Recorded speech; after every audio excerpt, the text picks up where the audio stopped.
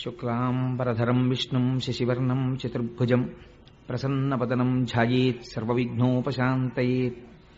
గురుర్బ్రహ్మా గురుర్విష్ణుః గురుర్దేవో మహేశ్వరః గురుస్సాక్షాత్ పరబ్రహ్మ తస్మై శ్రీగురవే నమః. వ్యాసాయ విష్ణురూపాయ వ్యాసరూపాయ విష్ణవే నమో వై బ్రహ్మనిధయే వాసిష్ఠాయ నమో నమః. కూజంతం రామ రామేతి మధురం మధురాక్షరం ఆరుహ్య కవితా శాఖాం వందే వాల్మీకికోకిలం. శ్రుతిస్మృతిపురాణానాం ఆలయం కరుణాలయం నమామి భగవత్పాదం శంకరం లోకశంకరం. వాగర్ధావివ సంపృక్తౌ వాగర్ధప్రతిపత్తయే జగతః పితరౌ వందే పార్వతీపరమేశ్వరౌ. సూక్తిం సమగ్రయతున స్వయమేవ లక్ష్మీః శ్రీరంగరాజమహిషీమధురైః కటాక్షైః. వైదగ్ధ్యవర్ణగుణగుంభనగౌరవైర్యాం కండూలకర్ణకుహరాः కవయోధయంతి. హైమోర్ధ్వపుండ్రమజహన్మకుటం సునాసం మందస్మితం మకరకుండలచారుగండం. బింబాధరం బహుళదీర్ఘకృపాకటాక్షం శ్రీవేంకటేశముఖమాత్మని సన్నిధత్తాం. మనోజవం మరుతతుల్యవేగం జితేంద్రియం బుద్ధిమతాం వరిష్టం. వాతాత్మజం వనరయూథముఖ్యం శ్రీరామదూతం శిరసా నమామి. ఆపదామపహర్తారం దాతారం సర్వసంపదాం లోకాభిరామం శ్రీరామం భూయో భూయో నమామ్యహం. శ్రీరామచంద్రం శ్రితపారిజాతం సీతాముఖాంబోరుహచంచరీకః. సమస్తకల్యాణగుణాభిరామः నిరంతరం మంగళమాతనోతు. సింధూరారుణవిగ్రహాం త్రినయనాం మాణిక్యమౌళిస్ఫురత్తారానాయకశేఖరాం స్మితముఖీం ఆపీనవక్షోరుహాం.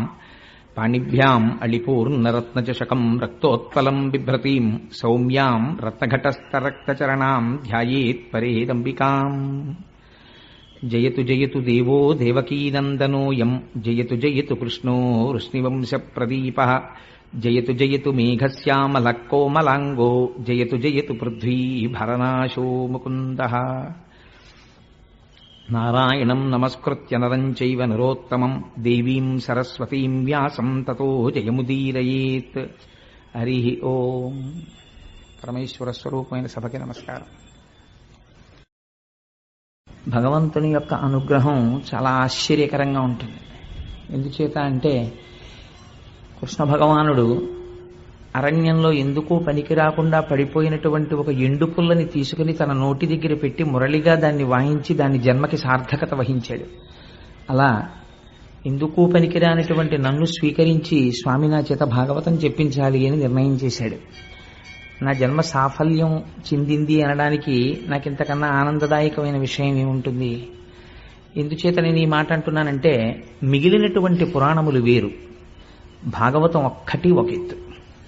వ్యాస భగవానుడు ఈ దేశానికి చేసినటువంటి సేవ సామాన్యమైనటువంటిది కాదు, మహోత్కృష్టమైనటువంటి సేవ చేశాడు ఆయన. అటువంటి మహానుభావుడు ఆయన వేదరాశినంతటినీ విభాగం చేశాడు. ఋగ్యజుర్ సామ అధర్వణ వేదములని చేసి అంతటితో ఊరుకోలేదు.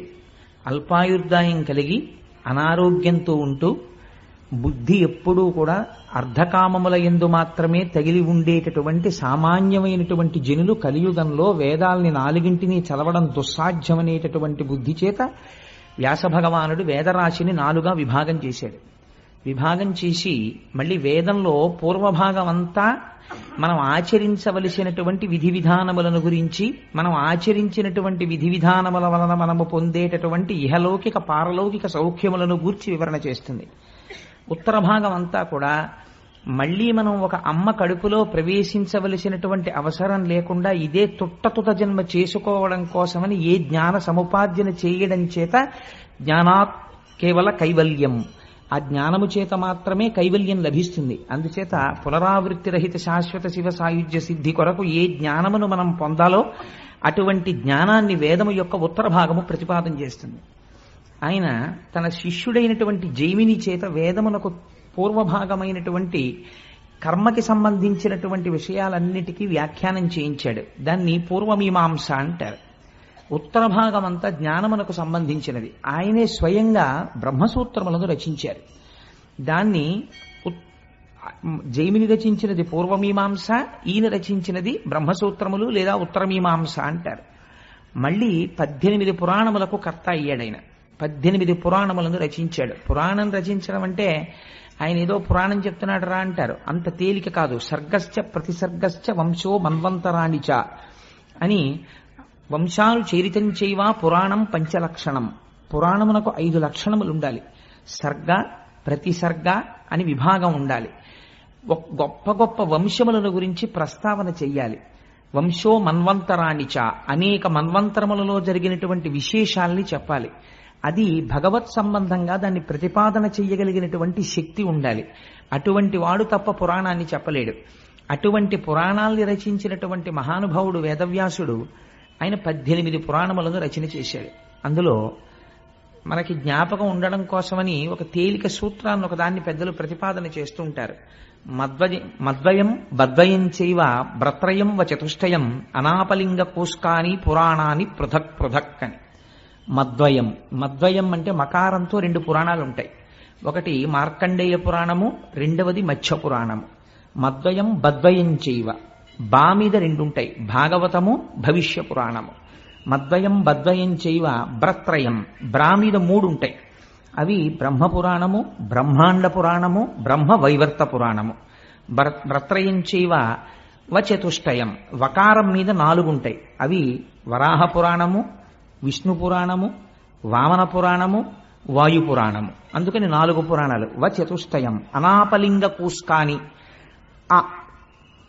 అనేటటువంటి అనాపలింగ కోష్కాని అన్నప్పుడు ఒక్కొక్క అక్షరానికి మళ్ళీ ఒక్కొక్క పురాణం వస్తూ ఉంటుంది. నా అంటే నారద పురాణం, ప అంటే పద్మ పురాణం, లిం అంటే లింగ పురాణం, గ అంటే గరుడ పురాణం, కు అంటే కూర్మ పురాణం, స్కా అంటే స్కాంద పురాణం. ఇలాగా మద్వయం బద్వయం చైవ భ్రత్రయం వచతుష్టయం అనాపలింగ కోష్కాని పురాణాన్ని పృథక్ పృథక్ 18 పురాణములను రచించాడు. ఈ 18 పురాణములను రచించి తాను వేదములను విభాగము చేసినప్పుడు ఒక్కొక్క వేదము ఒక్కొక్క శిష్యుడికి అప్పచెప్పాడు. వ్యాసుడు చేసినటువంటి సేవ అంతా ఇంతా కాదు. మహానుభావుడు అందులో మొట్టమొదటిదైనటువంటి ఋగ్వేదాన్ని పైలుడు అనబడేటటువంటి ఒక శిష్యుడికి పూర్ణంగా నేర్పి ఆయన ఆధిపత్యం వహించాడు దాని శాఖలకి. అంచేత పైలుడికి ఋగ్వేదం నేర్పాడు. యజుర్వేదాన్ని వైశంపాయనుడు అనబడేటటువంటి ఋషి తెలుసుకున్నారు. అలాగే సామవేదాన్ని జైమిని పూర్ణంగా అవగాహన చేసుకున్నాడు. అధర్వణ వేదాన్ని సుమంతువు అనబడేటటువంటి ఒక ఋషికి తెలియచేశారు. ఈ 18 పురాణములను రోమహర్షణుడు అనబడేటటువంటి ఒక మహానుభావుడికి నేర్పారు. ఆ రోమహర్షణుని యొక్క కుమారుడే సూతుడు. ఆ సూతుడు పురాణ ప్రవచనం చేస్తుంటాడు. అందుకే మీరు ఎప్పుడైనా ఎక్కడైనా ఏదైనా విషయం వినవలసి వస్తే శౌనకాది మహర్షులు సూత భగవానుణ్ణి సేవించి నువ్వు మాకు ఏదైనా పురాణాన్ని చెప్పవలసింది అని అడిగితే సూతుడు పురాణ ప్రవచనం చేస్తూ ఉంటాడు. ఆ రోమహర్షణుని కుమారుడు సూతుడు. ఆశ్చర్యం ఏమిటంటే పురాణ వాంగ్మయాన్నంతటినీ కూడా ప్రవచనం చేసినటువంటి వాళ్ళు సూతుడు రోమహర్షణుడు అయితే ఒక్క భాగవతాన్ని మాత్రం శుకబ్రహ్మ చెప్పారు. శుకబ్రహ్మ సాక్షాత్ వేదవ్యాసుని యొక్క కుమారుడు. ఆయన పుట్టుక చేతనే అపారమైనటువంటి జ్ఞాన వైరాగ్యములు భక్తి కలిగినటువంటి వాడు. ఎంత వైరాగ్య భావన కలిగిన వాడంటే ఆయన మంచి నిండు యవ్వనంలో ఉన్నటువంటి రోజులలో తండ్రి గారు ఆయన్ని వివాహం చేసుకోమని అడిగారు. దేవీ భాగవతం చాలా విశేషంగా వర్ణన చేస్తుంది. చేస్తే ఆయన నాకు వివాహం అక్కర్లేదు, ఈ లోకమంతా దుఃఖభూయిష్టమైపోయింది, నేను ఆనందాన్ని అనుభవించాలి, నేను బ్రహ్మైక్య సిద్ధి కొరకు తపస్సు చేస్తాను అని చెప్పి అరణ్యములను పట్టి వెళ్ళిపోతున్నాడు. వెనక నుంచి వ్యాసుడు పుత్రుడి మీద ఉన్న కాంక్ష చేత హాపుత్ర హాపుత్ర అని అరుస్తూ వెంట వస్తున్నాడు. వస్తుంటే శుకుడు అనలేదుట ఓయ్ అని. అంతటా ఆత్మతత్వాన్ని చూడడానికి అలవాటైపోయినటువంటి శుకుడికి బదులుగా అరణ్యంలో ఉన్న చెట్లన్నీ ఓయ్ ఓయ్ అని జవాబు చెప్పేట వ్యాసుడికి. అంతటి బ్రహ్మనిష్టాగరిష్ఠుడై యవ్వనమునందే ఒంటి మీద బట్ట లేకుండా వెళ్ళిపోతుండేవాడు. మనకి ఒక ఉదాహరణ చెప్తుంటారు శుకబ్రహ్మ యొక్క వైరాగ్య సంపత్తిని గురించి. ఆయన ఒకనాడు ఒక సరోవరం పక్క నుంచి వెళ్ళిపోతున్నారు, వెనక వ్యాసుడు వస్తున్నాడు. వస్తుంటే అప్సరసలు దిగంబరలై స్నానం చేస్తున్నారు. శుకుడు వస్తున్నారు అన్నారు ఒకరు. అనేటప్పటికీ శుకబ్రహ్మ వస్తే నమస్కారం చెయ్యాలని వాళ్ళు వివస్త్రలై ఒంటి మీద వస్త్రం కట్టుకోకుండా లేచి వచ్చి శుకుడికి నమస్కరించారు. ఆయన నిండు యవ్వనంలో ఉన్నాడు. ఆయన వెళ్ళిపోయాడు. మళ్ళీ స్నానం చేస్తున్నారు. వ్యాసుడు వస్తున్నాడు అన్నారు. బట్టలు కట్టుకుని నమస్కరించండి అన్నారు. వాళ్ళు బట్టలు కట్టుకుని వ్యాసుడికి నమస్కరించారు. వ్యాసుడు ఆశ్చర్యపోయాడు. నా కుమారుడు యవ్వనంలో ఉన్నాడు, నేను వార్ధక్యమునందున్నాను. నేను వస్తే మీరు వస్త్రములు కట్టుకుని నమస్కరించారు, నా కుమారుడు వెళ్ళిపోతుంటే వస్త్రములు లేకుండా నమస్కరించారు. ఏమిటి తేడా అని అడిగాడు. అడిగితే అప్సరసలు అన్నారు, నీ కుమారుడికి స్త్రీ పురుష భేదము తెలియదు, అంతటా బ్రహ్మం ఒక్కటే చూస్తాడు. నీకు తెలుసు స్త్రీ పురుష భేదం, అందుకని నీకు బట్టలు కట్టుకుని నమస్కరించామన్నారు. అది శుకబ్రహ్మ యొక్క వైరాగ్య సంపత్తి అంటే. శుకుడంటే ఎంత గొప్పవాడో తెలుసా అండి. అందుకే ఒక్క భాగవతం మాత్రం వేరొకరితో చెప్పించలేదు. భాగవతం చెప్పడానికి ఒక సమర్థత చూశాడు ఈశ్వరుడు. ఏమా సమర్థత అంటే, కుశ అన్నమాట మీరు వినుంటారు. కుశ అంటే దర్భ. దర్భ చేతితో పట్టుకున్నంతసేపు కర్మాచరణము చేస్తాడు. కర్మాచరణము దేని కొరకు చేస్తారంటే, కర్మ చెయ్యగా చెయ్యగా చెయ్యగా చెయ్యగా ఇంటిని తుడుచుకుని బూజులన్నీ దులుపుకున్న తర్వాత పండగొచ్చే ముందు శుభ్రపడినటువంటి ఇల్లులా మీరు భగవద్భక్తితో కర్మాచరణము చేయగా చేయగా లోపల ఉండేటటువంటి మనస్సు కంటిన మాలిన్యము తొలగి ఈశ్వరుడు వచ్చి కూర్చోడానికి, సత్కర్మాచరణము పూనికతో సంతోషంతో చెయ్యడానికి కావలసినటువంటి బుద్ధి యందు ఆనందప్రదమైన స్థితి ఏర్పడుతుంది. అప్పుడు దాని వలన జ్ఞానము కలుగుతుంది. ఆ జ్ఞానము చేత మోక్షము కలుగుతుంది. అందుకని మొట్టమొదట కావలసింది సత్కర్మాచరణము. ఈ సత్కర్మాచరణము చెయ్యడం అనేటటువంటిది దర్భలతో సంబంధం. ఎప్పుడు దర్భ పట్టుకుంటాడు. అందుకని కుశ అంటే దర్భని పట్టుకున్నవాడు. తిరగేయండి శుక అంటే ఇప్పుడు ఆయనకి కర్మాచరణము లేదు. కర్మాచరణము లేదంటే ఆయన కావాలని మానినవాడు కాదు, ఆయన చెయ్యడానికి కర్మ లేనివాడు. ఈ స్థితికి వెళ్ళిపోయినవాడు. ఎందుకని నిరంతరము బ్రహ్మమునందు రమిస్తూ ఉంటాడు. అది తప్ప వేరొక వస్తువు ఆయనకి తెలియదు. ఎప్పుడూ బ్రహ్మమునే చూస్తాడు, బ్రహ్మముతో కలిసి ఉంటాడు, బ్రహ్మమును పొందుతుంటాడు. ఇంత ఆనంది స్థితిని అనుభవించేటటువంటి వ్యక్తి శంకర భగవత్పాదులు కౌపీన పంచకం అని ఒక పంచకం చేశారు. అందులో అంటారు ఏంటి, అసలు కౌపీనం పెట్టుకున్నవాడంత భాగ్యవంతుడు ఈ ప్రపంచంలో ఎక్కడున్నాడు అన్నారు. ఎందుకని? వాడు అన్నీ విడిచిపెట్టి సర్వసంగ పరిత్యాగి అయి ఈశ్వరుడి పాదార విందములను సేవిస్తూ తిరుగుతున్నాడు. అటువంటి వాడికి ఇంద్ర పదవి లభించినా సరే తిరస్కరిస్తాడు. నాకు అక్కర్లేదు, నాకు ఇందులో తృప్తి ఉందంటాడు. అటువంటి మహానుభావుడైనటువంటి శుకుడు నిరంతరము ఆనందం అనుభవించేవాడు. ఆయన ఏదైనా ఒక ప్రదేశానికి వస్తే ఒక ఆవు పాలు పితకడానికి ఎంత సమయం పడుతుందో అంతకన్నా ఎక్కువ సమయం నిలబడేవాడు కాదు. ఎందుకు నిలబడేవాడు కాదు అంటే, ఒకవేళ అంతకన్నా ఎక్కువసేపు ఎక్కడైనా నిలబడితే ఆ ఊర్లో ఉన్న వ్యక్తులతో తనకి పరిచయం ఏర్పడితే ఆ పరిచయాల వల్ల ఇంతమంది తన మనసులో ప్రవేశించి వీళ్ళు ఫలానా వీళ్ళు ఫలానా వీళ్ళు ఫలానా అని గుర్తు పెట్టుకుని వీళ్ళందరినీ లోపల పెట్టుకుంటే ఈశ్వరుడితో సంగము తగ్గిపోయి లోకముతో సంగము పెరిగిపోతుందని ఒక ఆవు పాలు పితికిన కాలము ఎంత పడుతుందో అంతకన్నా ఎక్కువ ఉండకుండా తిరుగుతూ వెళ్ళిపోతుండేవాడు. అటువంటి మహానుభావుడు శుకుడు తనంత తానుగా వచ్చి 7 రోజుల పాటు కూర్చుని భాగవతాన్ని ప్రవచనం చేశాడు. ఎవరి కొరకు ప్రవచనం చేశాడు? నేను ఒకసారి సూర్యకళామందిరంలోనూ వెంకటేశ్వర ఫంక్షన్ హాల్లోనూ నాకు జ్ఞాపకం లేదు, కానీ ప్రవచనం చేస్తూ ఒక మాట అన్నాను. ఈ భాగవత ప్రవచనం అనేటటువంటిది ఎవరి కొరకు చేయబడినది అంటే, భాగవతం అందరూ వినలేరు అని శాస్త్రం. ఎందుచేత అంటే భాగవతం వింటే కొన్ని కోట్ల జన్మల తర్వాత మాత్రమే భాగవత శ్రవణం జరుగుతుంది. ఎందుచేత అంటే అన్ని పురాణములను రచించినట్టు వ్యాసుడు రచించలేదు దాన్ని. 17 పురాణములు రచించేశాడు. అప్పటికి మహాభారతాన్ని రచించేశాడు, వేద విభాగం చేసేశాడు, బ్రహ్మసూత్రాల్ని రచించేశాడు. అన్ని రచించిన తర్వాత ఒకసారి సరస్వతీ నదీ తీరంలో తన ఆశ్రమానికి దగ్గరలో కూర్చుని ఉన్నాడు. మనస్సంతా ఏదో నైరాశ్యం ఆవహించింది, ఏదో నిరాశ, ఏదో లోటు, తాను ఏదో తక్కువ చేశాననేటటువంటి భావన, ఎక్కడో ఏదో చెయ్యడంలో అసంపూర్తిగా మిగిలిపోయింది అని తను చేసిన కార్యక్రమాన్ని ఆలోచించాడు. వేదరాశినంతటినీ విభాగం చేశాను, 17 పురాణములను రచించాను, బ్రహ్మసూత్రములను రచించాను, పరాశరుడికి సత్యవతీదేవికి నారాయణాంశలో కుమారుడిగా జన్మించినందుకు నేను చేయగలిగినంత సేవ చేశాను, ఈశ్వరుడి పాదములు పట్టి సేవించాను, ధ్యానం చేశాను. అయినా నా మనస్సుకి ఎందుకో లోటుగా ఉంది. ఎందుకింత లోటుగా ఉంది అని ఆలోచన చేశాడు. ఆ ఆలోచన చేసినప్పుడు మహానుభావుడు నారదుడు దర్శనమిచ్చాడు. మనకి రామాయణం మొట్టమొదటి సంక్షేప రామాయణం చెప్పినవాడు నారదుడే, భాగవతం సంక్షేప భాగవతం చెప్పినవాడు నారదుడే. నారం దదాతి ఇది నారదః, ఆయన జ్ఞానాన్ని ఇస్తుంటాడు. ఆ నారదుడు వచ్చి ఒక మాట చెప్పాడు, వ్యాస నీ మనస్సు ఎందుకు అసంతృప్తితో లోటుతో ఉన్నదో తెలుసా? నువ్వు ఇన్ని విషయాల్ని రచించావు, భారతాన్ని రచించావు, కానీ భారతంలో కృష్ణ కథ ఎక్కడ చెప్పినా ధర్మము తప్పినటువంటి కౌరవులు ఎటువంటి స్థితిని పొందుతున్నారు, ధర్మమును పట్టుకున్నటువంటి పాండవులు ఎటువంటి స్థితిని పొందుతున్నారు అన్న ప్రధాన కథకి అనుసంధానము చేశావు కృష్ణ కథని తప్ప కృష్ణ భక్తుల యొక్క చరిత్రని, ఈ ప్రపంచమంతా ఎలా పరిఢవిల్లుతోందో, ఈ విశ్వము ఎలా సృష్టింపబడిందో, పంచభూతములు ఎలా వచ్చాయో, భగవంతుని యొక్క నిర్హేతుక కృపచేత ఆయన సృష్టికర్తయ్యి, స్థితికర్తయ్యి, ప్రళయకర్తయ్యి ఈ లోకాన్ని ఎలా పరిపాలన చేస్తున్నాడో నువ్వెక్కడా చెప్పలేదు. ఆ కారణం చేత నీ మనస్సులో ఎక్కడో చిన్న లోటు ఏర్పడింది.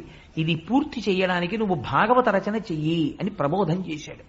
అప్పుడు ఆనందాన్ని పొందినటువంటి వాడై వ్యాస భగవానుడు ధ్యానమగ్నుడై ఆచమనం చేసి కూర్చుని అప్పుడు భాగవతాన్ని రచించడం ప్రారంభించాడు. ఇంత చేసిన తరువాత ఏది చెయ్యడం మిగిలిపోయిందని వ్యాసుడు నైరాశ్యం చెందాడో, ఏది అందించడం చేత తన జన్మ సార్థకత పొందుతుందనుకున్నాడో, ఏది అందించిన తరువాత, ఏది తెలుసుకున్న తర్వాత మనిషిలో ఒక గొప్ప మార్పు వస్తుందో, కొన్ని కోట్ల జన్మల నుంచి మనసు ఏది పట్టుకోకపోవడం వల్ల అలా తిరిగిందో, ఏది పట్టుకోవడం వల్ల మనుష్య జన్మకి సార్థకత సిద్ధిస్తుందో అటువంటి మహౌషధాన్ని మహానుభావుడు అందించడం ప్రారంభం చేశాడు. అందుకే అది వేరొకరు చెప్పడానికి కుదరదు. అది సాక్షాత్తుగా ఉపనిషత్తుల యొక్క సారాంశము. జ్ఞానమంతా కూడా భాగవతమునందు నిక్షేపింపబడింది. ఇది చెప్పడానికి శుకబ్రహ్మ మాత్రమే చెప్పాలి. అందుకని తన కుమారుడైనటువంటి శుకబ్రహ్మకి భాగవతాన్ని ప్రబోధం చేసి ఆ భాగవతం శుకబ్రహ్మ పరీక్షిత్ మహారాజు గారికి 7 రోజులు చెప్పాడు. ఎటువంటి పరిస్థితిలో చెప్పాడు? భాగవతం చెప్పబడినటువంటి పరిస్థితిని మీరు విచారణ చేయాలి. చెప్పినది 7 రోజులే, అంతకన్నా ఒక్క రోజు చెప్పలేదు. ఎందుకు 7 రోజులు చెప్పవలసి వచ్చింది? అసలు పరీక్షిత్తుకి శాపం ఎందుకు వచ్చింది? ఎందుకు విన్నాడు? ఈ విషయాలు రేపు ఎలాగో కథాభాగంలో వచ్చేస్తాయి. వచ్చినప్పుడు మీరు వాటిని విందురు గాని. కలిపురుషుడు ఎందుకు వచ్చాడు, అసలు ఎందుకు విభాగం చేశారు, ఎందుకు పరీక్షిత్తుకి అటువంటి శాపం వచ్చింది, వచ్చాక ఏం చేశాడు, అసలు నిజంగా ఆ గంగ ఒడ్డుకి ఎలా వెళ్ళాడు, ఈ విషయాల్ని రేపు విచారణ చేద్దాం మనం. కానీ 7 రోజుల పాటు భాగవతం చెప్పాడు. 7 రోజులు చెప్పడం వల్ల సాధారణంగా భాగవతాన్ని సప్తాహము అంటుంటారు. నేను తరచూ ఒక మాట చెప్తూ ఉంటాను, భాగవతాన్ని సప్తాహంగా చెప్పుకోవడం వెనకాతల ఒక రహస్యం ఉంది. ఏమి సప్తాహమని ఎందుకు చెప్పుకుంటారంటే, ఒక మనిషి ఎన్ని సంవత్సరములు బ్రతకనివ్వండి, 80 ఏళ్లు బ్రతకనివ్వండి, 90 ఏళ్లు బ్రతకనివ్వండి, శతమానం భవతి శతాయు పురుష స్థితేంద్రియ ఆయుష్దేవేంద్రియే ప్రతిష్టతి, 100 ఏళ్లు పూర్ణంగా బ్రతకనివ్వండి. ఎన్ని రోజులు బ్రతికాడు? 7 రోజులే బతుకుతాడు. ఎందుచేత? ఎన్ని సంవత్సరములు బ్రతికినా అతను బ్రతికినవి ఆది సోమ మంగ బుధ గురు శుక్ర శని, ఇంతకన్నా లేవు. 8వ రోజు బతికింది ఒకటి నాకు చూపించండి, ఉండదు. ఎప్పుడు చచ్చిపోతాడు? ఈ 7 రోజుల్లోనే చచ్చిపోతాడు. అయ్యా అలా కుదరదండి, నేను దేశాన్నంతటినీ ఏలినవాణ్ణి, లేకపోతే నేను చాలా విద్వాంసుణ్ణి, నేను మహాపండితుణ్ణి, నేను గొప్ప జ్ఞానిని, నేను కూడా అందరిలా 7 రోజుల్లో పోవడం ఏమిటి, నాకు 8వ రోజు ఉండదా? ఉండదు. ఎవరైనా 7 రోజుల్లోనే వెళ్ళిపోవాలి, ఆ 7 రోజుల్లోనే పుట్టాలి, ఆ 7 రోజులే ఉండాలి, ఆ 7 రోజులే తిరగాలి. కాబట్టి భాగవతం సప్తాహం అంటే నువ్వు ఏ రోజున భగవంతుణ్ణి స్మరించడం మానేశావో ఆ రోజు ఆ ఇల్లు పరమ అమంగళకరమైన రోజు. ఎందుచేత? ఆ రోజు భగవంతుని ఎడ విస్మృతి కలిగింది కాబట్టి తాను భగవన్నామమును పలకలేదు, ఈశ్వరుడికి నమస్కరించలేదు, ఈశ్వరుడి గురించిన తలంపు లేదు. ఆ రోజు తాను ఉండి మరణించిన వాడితో సమానము. కాబట్టి ఇప్పుడు ఆ రోజుని ఇంట్లో ఏం తిరిగింది? నడయాడిన ప్రేతం ఒకటి తిరిగింది, ఒక శవం ఆ ఇంట్లో నడిచింది. కాబట్టి ఇప్పుడు అమంగళమైంది. కాబట్టి ఏది బ్రతుకు? నిజమైన బ్రతుకేది అంటే, నిజమైన బ్రతుకు ఈశ్వరుని యొక్క నామస్మరణమే. భగవంతుడి నామమును ఎవరు స్మరిస్తాడో వాడు మాత్రమే బ్రతికి ఉన్నవాడు. అయితే స్మరిద్దామంటే అంత తేలికగా స్మరణకొస్తుందా? ఆ వస్తువు యందు మీకు ప్రీతి ఏర్పడితే మీకు మనసు స్మరించడానికి అవరోధం ఉండదు. మీరు ఎక్కడ కూర్చోండి, మీకు ఏ వస్తువు ఇష్టమో ఆ వస్తువుని స్మరిస్తుంది. ఎందుకు ఇష్టం? ఎందుకు స్మరిస్తోంది? మనస్సు ఆ వస్తువు యందు ప్రీతి చెందింది కాబట్టి స్మరిస్తోంది. ఈశ్వరుణ్ణి ఎందుకు స్మరించడం లేదు అంటే, ఈశ్వరుడు యందు ప్రీతి చెందలేదు కనుక. ఆ ప్రీతి ఎందుకు ఏర్పడలేదు? ఇప్పుడు మనస్సుకి భగవంతుని పట్ల ప్రీతితో తిరగడానికి కావలసినటువంటి బలాన్ని వ్యాస భగవానుడు భాగవతమునందు ప్రతిపాదన చేస్తారు. అందుకే భాగవతం ఎవరు వింటారో వాళ్ళ మనస్సు తెలిసో తెలియకో ఈశ్వరుడి వైపుకి తిరిగిపోతుంది. ఈశ్వరుడి వైపుకు తిరిగిపోతే ఏమవుతుందో నారదుడు చెప్తాడు. అక్కడ మీరు ఆ విషయాన్ని విందురు గాని. శుకబ్రహ్మ ప్రవచనం 7 రోజుల పాటు చేశారు. 7 రోజుల పాటు చేస్తే ఏమైంది? చచ్చిపోతానని బెంగెట్టుకున్నాడు పరీక్షిత్. భాగవతం అంతా విన్నాడు. ఆయన అన్నాడు, ఈ శరీరం చచ్చిపోతుంది, బెంగలేదన్నాడు. ఇప్పుడు తెలిసిపోయింది అంతే. ఏం తెలిసిపోయింది? చచ్చిపోవడం అనేటటువంటిది అసలు ఆత్మకి లేదు. మరి ఏది చచ్చిపోతోంది? శరీరం చచ్చిపోతోంది. పుణ్యం చేసినా, యజ్ఞం చేసినా, యాగం చేసినా, తపస్సు చేసినా, అశ్వమేధయాగములు చేసినా, తాను ధనస్సు పట్టుకుని దేవతల పక్షాన నిలబడి యుద్ధం చేసినా, కల్పములు మారిపోయినా, యుగాలు మారిపోయినా శరీరము పడకుండా ఉంటుందా? ఉండదు, పడి తీరుతుంది. ఎంతటి వాళ్ళ శరీరము పడిపోయింది. ధ్రువుడంతటి వాడి శరీరం పడిపోయింది. ఎవరి శరీరమైనా పడిపోవలసిందే. పడిపోయేటటువంటి సత్యము శరీరమునకు చెందినది. అది పడిపోయి తీరుతుంది. కానీ పడదు పడదు అని ఒక అసత్యమునందు నువ్వు పూనిక పెట్టుకున్నావు.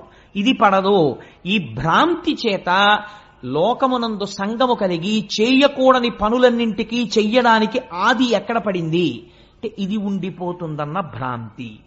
ఇది వెళ్ళిపోతుంది. ఇది వెళ్ళిపోతున్నది వెళ్ళిపోయి తీరుతుంది. వెళ్ళనిది ఎప్పుడూ వెళ్ళదు. కాబట్టి నేననబడినది ఆత్మ అయితే దానికి చావు లేదు. నేననబడినది శరీరం అయితే ఇది చచ్చిపోయి తీరుతుంది. కాబట్టి ఉన్న సత్య వస్తువుని పట్టుకున్నావా మరణ భయం లేదు. అసత్య వస్తువుని పట్టుకున్నావా మరణ భయం ఉంది. మరణ భయంలోంచి సమస్తమైన అజ్ఞానం ఉంది, అవిద్య ఉంది, భయం ఉంది. ఏది పట్టుకుంటావు? సత్యాన్ని పట్టుకో. అంత తేలిగ్గా పట్టుకోగలవా? భాగవతం విన్నవాడు పట్టుకోగలడు. అలా పట్టుకునేటట్టు వ్యాసుడు భాగవతమునందు ప్రతిపాదన చేశాడు సత్య వస్తువు గురించి. అందుకని ఎవరు భాగవతం వింటున్నారో వారికి సత్యము పట్ల పూనిక కలుగుతుంది, ఈశ్వరుడి పట్ల పూనిక కలుగుతుంది. ఆయన పాదములు పట్టుకున్న వాళ్ళు ఎలా తరించారో భగవంతుని యొక్క భక్తుల గాథలు ఆవిష్కరింపబడతాయి. అందున ఆశ్చర్యం ఏమంటే జరిగి జరిగి జరిగి జరిగి భాగవతం ఉత్తరాయణంలో వచ్చింది మనకి. మనం ఇప్పుడు చెప్పబోతున్నటువంటి భాగవతం ఉత్తరాయణ పుణ్యకాలంలోకి వచ్చింది. పైగా మొదలుపెట్టి 4 రోజులు అవదు, రథసప్తం వచ్చేస్తుంది. ఇంకొక 4 రోజులు అవదు, భీష్మేకాదశి వచ్చేస్తుంది. భీష్ముడు స్తుతి చేశాడు శ్రీకృష్ణ భగవానుడి భాగవతంలో. ఎంత అద్భుతమైన స్థుతో! నేను ఒక్క మాట చెప్తున్నాను. మీరందరూ ఇలా చెప్తే ఏదో ఒక సోపుకో లేకపోతే ఒక రేజర్కో ఒక బ్లేడుకో అడ్వర్టైజ్ చేసుకున్నట్టు ఇలా చెప్తే మీరు వస్తారని నేను చెప్పట్లేదు. నేను ఒక్క మాట చెప్తున్నాను. నేను వెంకటేశ్వర ఫంక్షన్ హాల్లో భాగవతం చెప్తూ ఒక మాట అన్నాను. శుకబ్రహ్మ భాగవతం ఒక్కరికే చెప్పాడు, పరీక్షిత్ మహారాజుకి. భాగవతం చెప్పేటటువంటి వాడు జనం గురించి చూడకూడదు అన్నాడు. ఈశ్వరుడు నన్ను పరీక్ష పెట్టాలనుకున్నాడు. నువ్వు నిలబడగలవా, నేను చూస్తాననుకున్నాడు. ఒక 4 రోజులైన తర్వాత ఒక పెద్ద తుఫాన్ వచ్చింది. తుఫాన్ వస్తే నాకు రేపాక సుబ్బారావు ఫోన్ చేశారు, ఏమండి చాలా తుఫానుగా ఉంది, ఎవ్వరూ బయటికి రాలేరు. కాబట్టి హాలు నిండిపోయి బయటకి కుర్చీలేసి ఇన్నాళ్ళు మీరు భాగవతం చెప్పారు. ఇప్పుడు ఇవాళ మొత్తం వెంకటేశ్వర ఫంక్షన్ హాల్లో 2 ఉంటే గొప్ప, చెప్పేస్తారా అని అడిగారు. అడిగితే నేనన్నా 2 కూడా లేకపోతే ఎందుకైనా మంచిదని మా ఆవిడ్ని దొరగారిని తీసుకొస్తున్నాను, చెప్పేస్తానన్నాను. శుకుడు పరీక్షిత్తుకు ఒక్కడికే చెప్పాడు. నేను బయట తుఫానుగా ఉందని ఒక రోజు వాయిదా వేసే నైతిక అధికారం నాకెక్కడిది? అలా వేసిన నాడు ఇక వేరొకసారి భాగవతం ముట్టుకోవడానికి నాకు అధికారం ఈశ్వరుడు ఇవ్వడు అని నా భార్యని తీసుకుని వెడితే ఆ రోజు ఎలా వచ్చారో నాకు తెలియదు. ఆశ్చర్యం, ఏదో 200-300 మంది వచ్చారనుకోండి పాపం. నేను దాని గురించి పెద్ద ప్రాధాన్యత ఇవ్వడం లేదు. ఆ రోజు భాగవతం చెప్పేశాను. తర్వాత రోజు చాలా మంది అడిగారు, అదేంటంటే తుఫాన్లో చెప్పేశారా అని. తుఫాన్లో చెప్పేయడం కాదు, అది అలా చెప్పాలని ఉందంతే శాస్త్రంలో. శుకుడు అలా చెప్పాడు, పరీక్షిత్ కోసం చెప్పాడంతే. ఒక్క వ్యక్తి ఆర్తి పొందాడు, జనన మరణములంటే ఏమిటో తెలుసుకోవాలని. ఆవు పాలు పితకడానికి ఎంత సమయం పడుతుందో అంతకన్నా ఎక్కువసేపు ఉండనివాడు 7 రాత్రులు 7 పగళ్ళున్నాడు కూర్చుని పరీక్షిత్తుకు చెప్పాడు. అది ఔదార్యం, గురువు యొక్క ఔదార్యం. అలా శుకుడు చెప్పి ఉండకపోతే ఇవాళ భాగవతం ప్రవచనం లేదు, భాగవతం అందింపబడదు లోకానికి. అటువంటి మహాత్ములు చెప్పినటువంటి భాగవతాన్ని మనం చెప్పేటప్పుడు ఆ పూనికతో చెప్పాలి కదా అని ఆ రోజు మొదటి రోజు అన్న మాటకి ఈశ్వరుడు వెంటనే పరీక్ష పెట్టాడు.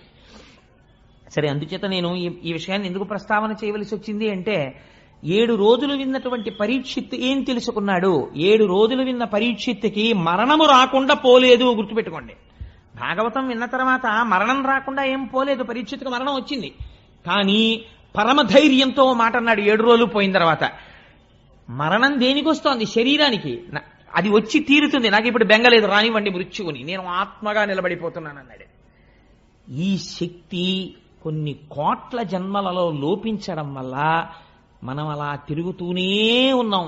భ్రమయసి పరబ్రహ్మ మహిషి అంటారు సౌందర్యలహరిలో శంకర భగవత్పాదులు. అలా మాయలో తిరుగుతూనే ఉన్నాం. ఈ సత్యమును ఆవిష్కరిస్తోంది భాగవతం. అటువంటి భాగవతాన్ని శుకబ్రహ్మ ప్రవచనం చేశారు. పెద్దలంటారు, నిగమకల్పతరోర్గలితం ఫలం శుకముఖదామృత ద్రవ సంయుతం పిబత భాగవతం రసమాలయం ముహురహో రసికా భువిభావుకాహ. ఎంత గొప్ప మాట చెప్పారో చూడండి. మీరు భాగవతాన్ని వినేటటువంటి వాళ్ళు భాగవతాన్ని నేను వింటున్నానని ఎప్పుడూ వినకు. ఏం చేస్తావు? పిబత భాగవతం, భాగవతాన్ని తాగేసేయి. అంటే ఇప్పుడు మీరు ఏమనాలి? అయితే అయ్యా మీరు రేపటి నుంచి గోపాలకృష్ణ గారికి చెప్పి కొన్ని గ్లాసులలో భాగవతం పోసి ఇచ్చేయండి, మేము తీర్థం కింద పుచ్చేసుకుంటాం. తాగడం ఎలా కుదురుతుందంటే, తాగడం అనేది ఏది చేస్తుంది? నోరనబడేటటువంటి ఇంద్రియం చెయ్యాలి. వినడం అనేది ఏ ఇంద్రియం చెయ్యాలి? చెవునబడేటటువంటి ఇంద్రియం చెయ్యాలి. కానీ చెవు అనేటటువంటి ఇంద్రియానికి ఒక లక్షణం ఉంది, మీరు బాగా చూడండి. నోరు తాగుతున్నప్పుడు మనస్సు ఎక్కడో తిరుగుతోంది అనుకోండి.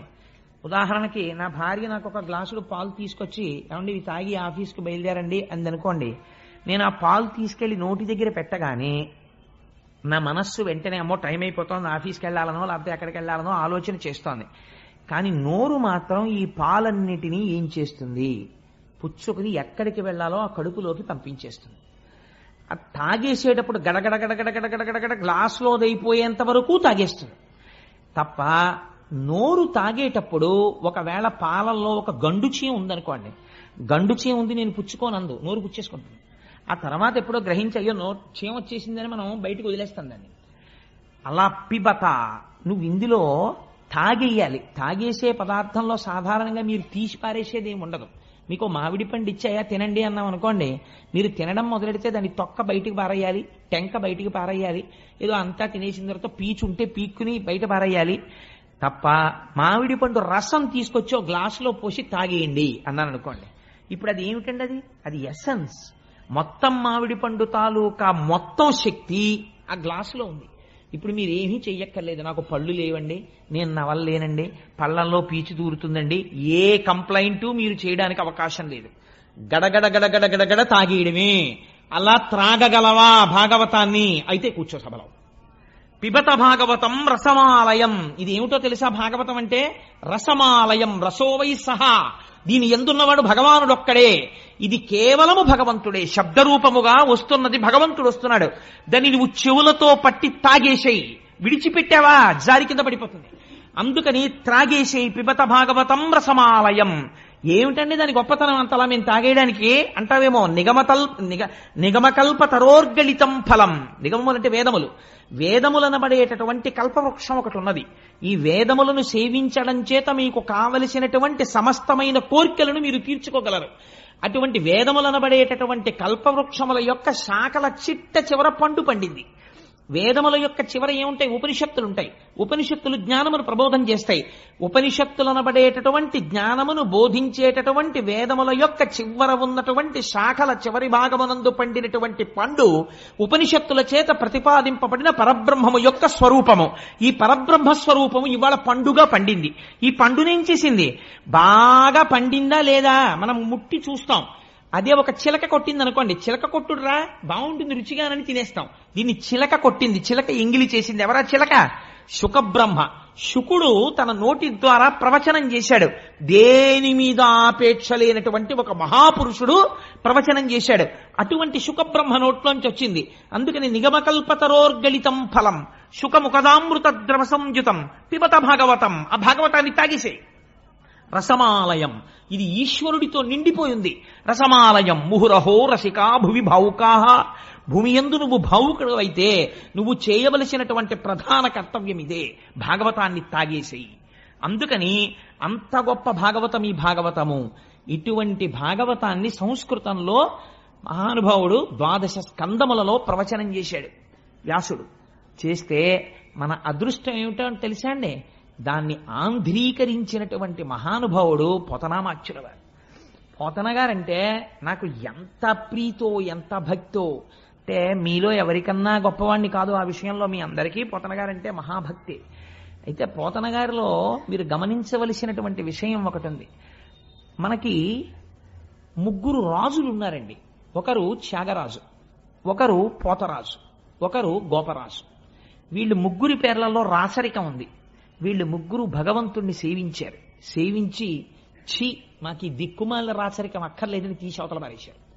పారేసి గోపరాజు గారేమో సాక్షాత్తుగా రామదాసు గారు అయిపోయారు.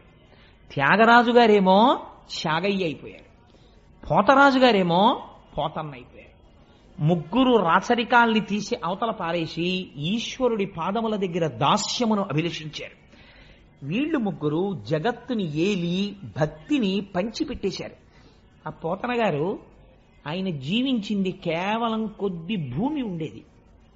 నాగలి పట్టి మనం సాధారణంగా ఒక మాట అంటుంటాం, ఏమిటంటే భాగవతం చదువుకుందాం, రామాయణం చదువుకుందాం అని ఉంటుంది. కానీ ఎక్కడండి ఆఫీసు వెళ్ళడం రావడం, ఇల్లు, ఇంటికి వచ్చిన తర్వాత సంసారం, ఇందులో భాగవతం 12 స్కంధాలు చదవాలంటే ఎక్కడ జరుగుతుందండి? కుదరట్లేదు, చదవదాం అని ఉండదు, ఏమిటి నాకు చదవాలని ఉంటుంది అంటాం. కానీ మీరు పోతన గారి జీవితాన్ని తీసుకోండి. మహానుభావుడు ఒక చిన్న పొలం ఉండేది, అది కూడా ఏకశిలానగరం, ఓరుగల్లికి దగ్గరలో ఉండేవారు ఆయన. ఉండి ఆ పొలం దున్నుకుని ఎప్పుడు నాగలి పట్టారో, ఎప్పుడు పొలం దున్నారో, ఎప్పుడు విత్తనాలు చల్లారో, ఎప్పుడు మంచె మీద కూర్చున్నారో తెలియదు. త్రికాలముల యందు సంధ్యావందనం చేసుకుని ఒకానొక నాటి సాయంకాలం చంద్రోదయం జరుగుతున్నటువంటి సమయంలో వారు గోదావరి నదిలో స్నానం చేసి ఒక సైకతం మీద కూర్చుని ధ్యానమగ్నులై అరమోట్పు నేత్రములతో కూర్చునున్నారు. కూర్చునుండగా వారికి రామచంద్రమూర్తి యొక్క సాక్షాత్కారమైంది. పోతనా, నీ జన్మ ఉద్ధరించాలని నేను అనుకుంటున్నాను. అందుకే ఏం చేస్తావో తెలుసా? నువ్వు మహాభాగవతాన్ని ఆంధ్రీకరించు, తెలుగులో రాయి అన్నారు. అంటే వెంటనే నమస్కరించి పోతన గారు అన్నారు, అయ్యా మీరు ఆనతిచ్చారు, నేను వ్రాయడం ఏమిటి భాగవతం? పలికెడిది భాగవతమట, పలికించు విభుండు రామభద్రుండట, నే పలికిన భవహరమగునట, పలికెద విరుండుగాధ పలుకగనేలా. ఎంత వినయంతో చెప్పారో చూడండి. పలికెడిది భాగవతమట, నేను భాగవతాన్ని రచించడం ప్రారంభం చేస్తున్నాను. కానీ పోతన భాగవతాన్ని రచిస్తున్నవాడు పలికించు విభుండు రామభద్రుండట, నా వెనకాతల ఉండి నా చేత పలికిస్తున్నవాడు ఉన్నాడే, వాడు రామభద్రుడు, రామచంద్రమూర్తి పలికిస్తున్నాడు.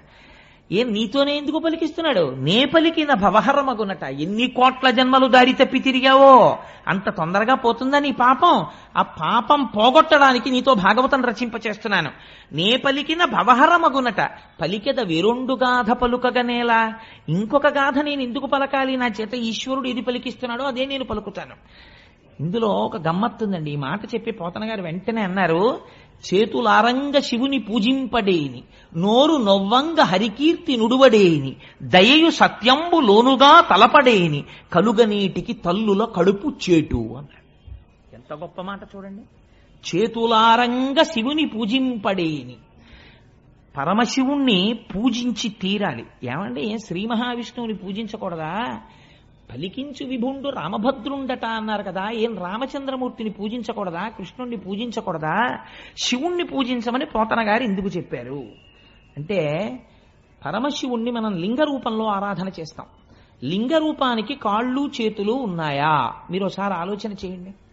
కాళ్ళు చేతులు ఉన్నటువంటి ఒక గొప్ప మూర్తి ముందు మీరు కూర్చుంటే మీ మనస్సు తెలిసో తెలియకో దాని యందు మగ్నమవుతుంది. భయ ఎంత బాగున్నాడో, స్వామి ఎంత బాగున్నాడో అని మీ మనస్సు అక్కడ నిలబడుతుంది. కాళ్ళు చేతులు లేవు, అలాగని రూపం లేకుండా లేదు.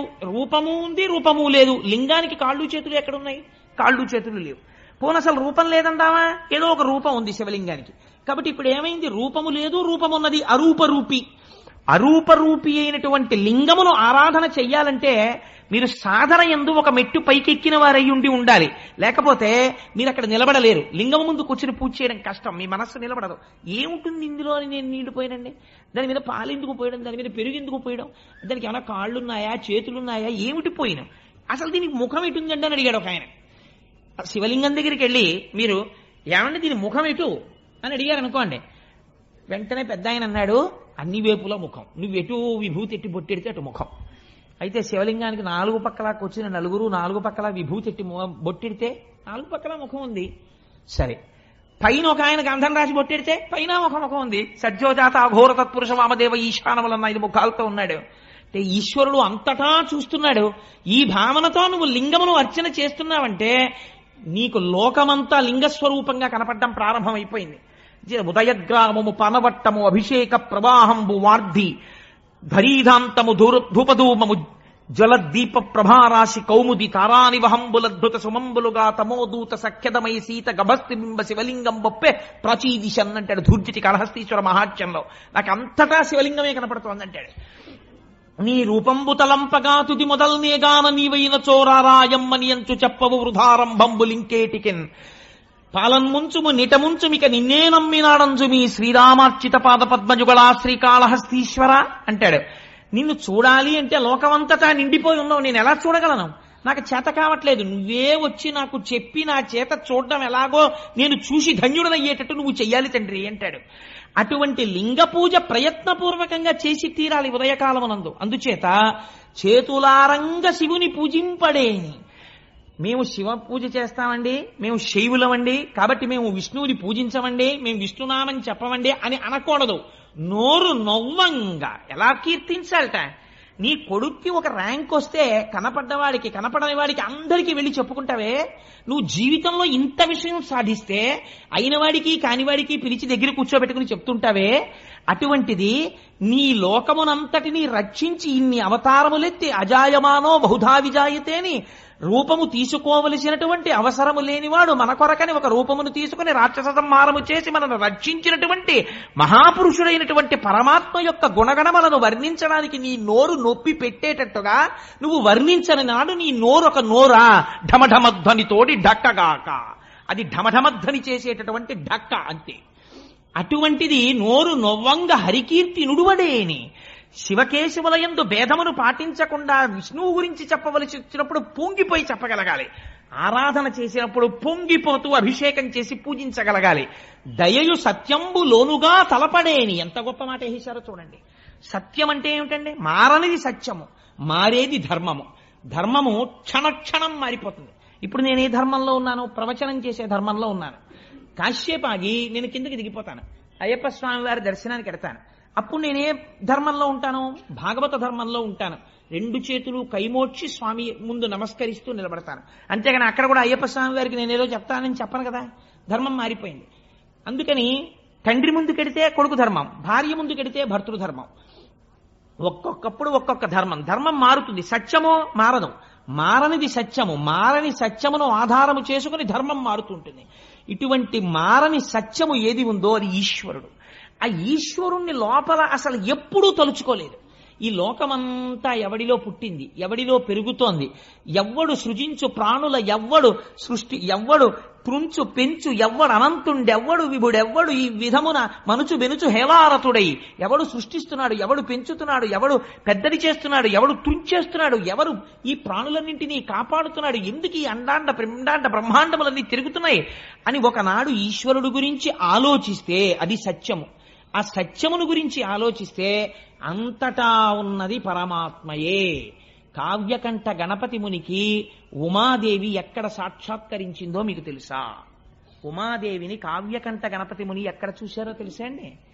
నిన్న లేనటువంటి గడ్డి పరక ఇవాళ వడ్డు గింజలోంచి కొద్దిగా పైకొచ్చి సూర్యకిరణం పడేటప్పటికి ఆకుపచ్చ రంగుతో అటూ ఇటూ కదులుతున్నటువంటి తేజస్సుతో నిండిన వెల్లివిరుస్తున్న ఆకుపచ్చతనంతో ఉన్నటువంటి గడ్డి పరకలో ఉమాదేవి అమ్మవారు ఉన్నది, శక్తి రూపిణి. ఇది మా అమ్మంటే అని గడ్డి పరకని చూసి ఉమాసహస్రం చెప్పి పొంగిపోయాడు కావ్యకంఠ గణపతి ముని. అలా చూడగలిగిన శక్తి నీకుంటే నీకు అంతటా బ్రహ్మమే ఉన్నది. అప్పుడు నువ్వు దేని పట్ల ద్వేషిస్తావు, దేన్ని కోపగించుకుంటావు, దేని మీద నువ్వు అసహ్యాన్ని పెంచుకుంటావు? ఒక ధర్మాన్ని నిర్వర్తించడానికి నువ్వు శాసనం చేస్తావంతే. కానీ ఇక్కడ మాత్రం లోకమంతటా బ్రహ్మమును చూస్తుంటావు. అలా చూడడం దయ కలిగి ఉండడం ప్రాణుల యందు. దయయు సత్యంబులోనుగా తలపడేని. అందుకే పెద్దలు ఒకడు తుంటరితనంతో ప్రవర్తన చేశాడనుకోండి, శపించరు, వాళ్ళని తక్కువ చేసి మాట్లాడరు. ఒకనాడు ఈశ్వరానుగ్రహం కలిగి అతను వృద్ధిలోకి రావాలండి, పాపం తెలియదు, చూశారా ఎంత అజ్ఞానమో అంటారు. అలా అనగలగడానికి, అంతగా మన్నించగలగడానికి కారణం ఏమిటో తెలుసా అండి? అంతటా ఈశ్వరుణ్ణి చూస్తున్నాడు. అంతటా ఈశ్వరుణ్ణి చూడగలిగిన వాడికి మాత్రమే ఈ దయ ఉంటుంది, లేనివాడికి ఆ దయ ఉండదు. దయయు సత్యంబు లోనుగా తలపడేని. ఇలా తలచనప్పుడు పుట్టిన దగ్గర నుంచి తినడం తిరగడం కొన్నాళ్ళు అయిపోయిన తర్వాత ఈ శరీరం వదిలేయడం, ఈ మాత్రం దానికి ఎన్ని కోట్ల జన్మలు ఎత్తావో, ఎన్ని కోట్ల జన్మలలో అమ్మ కడుపులో పడుకున్నావో, ఇప్పటికి ఎంతమంది అమ్మ కడుపులలోంచి బయటికి వచ్చేటప్పుడు ప్రసవ వేదనని మరణ వేదనగా మార్చి అమ్మని కొన్ని గంటలు బాధ పెట్టి నువ్వు బయటికి వచ్చి నువ్వు సాధించిందే ఉంది. కలుగనేటికి తల్లుల కడుపు చేటు.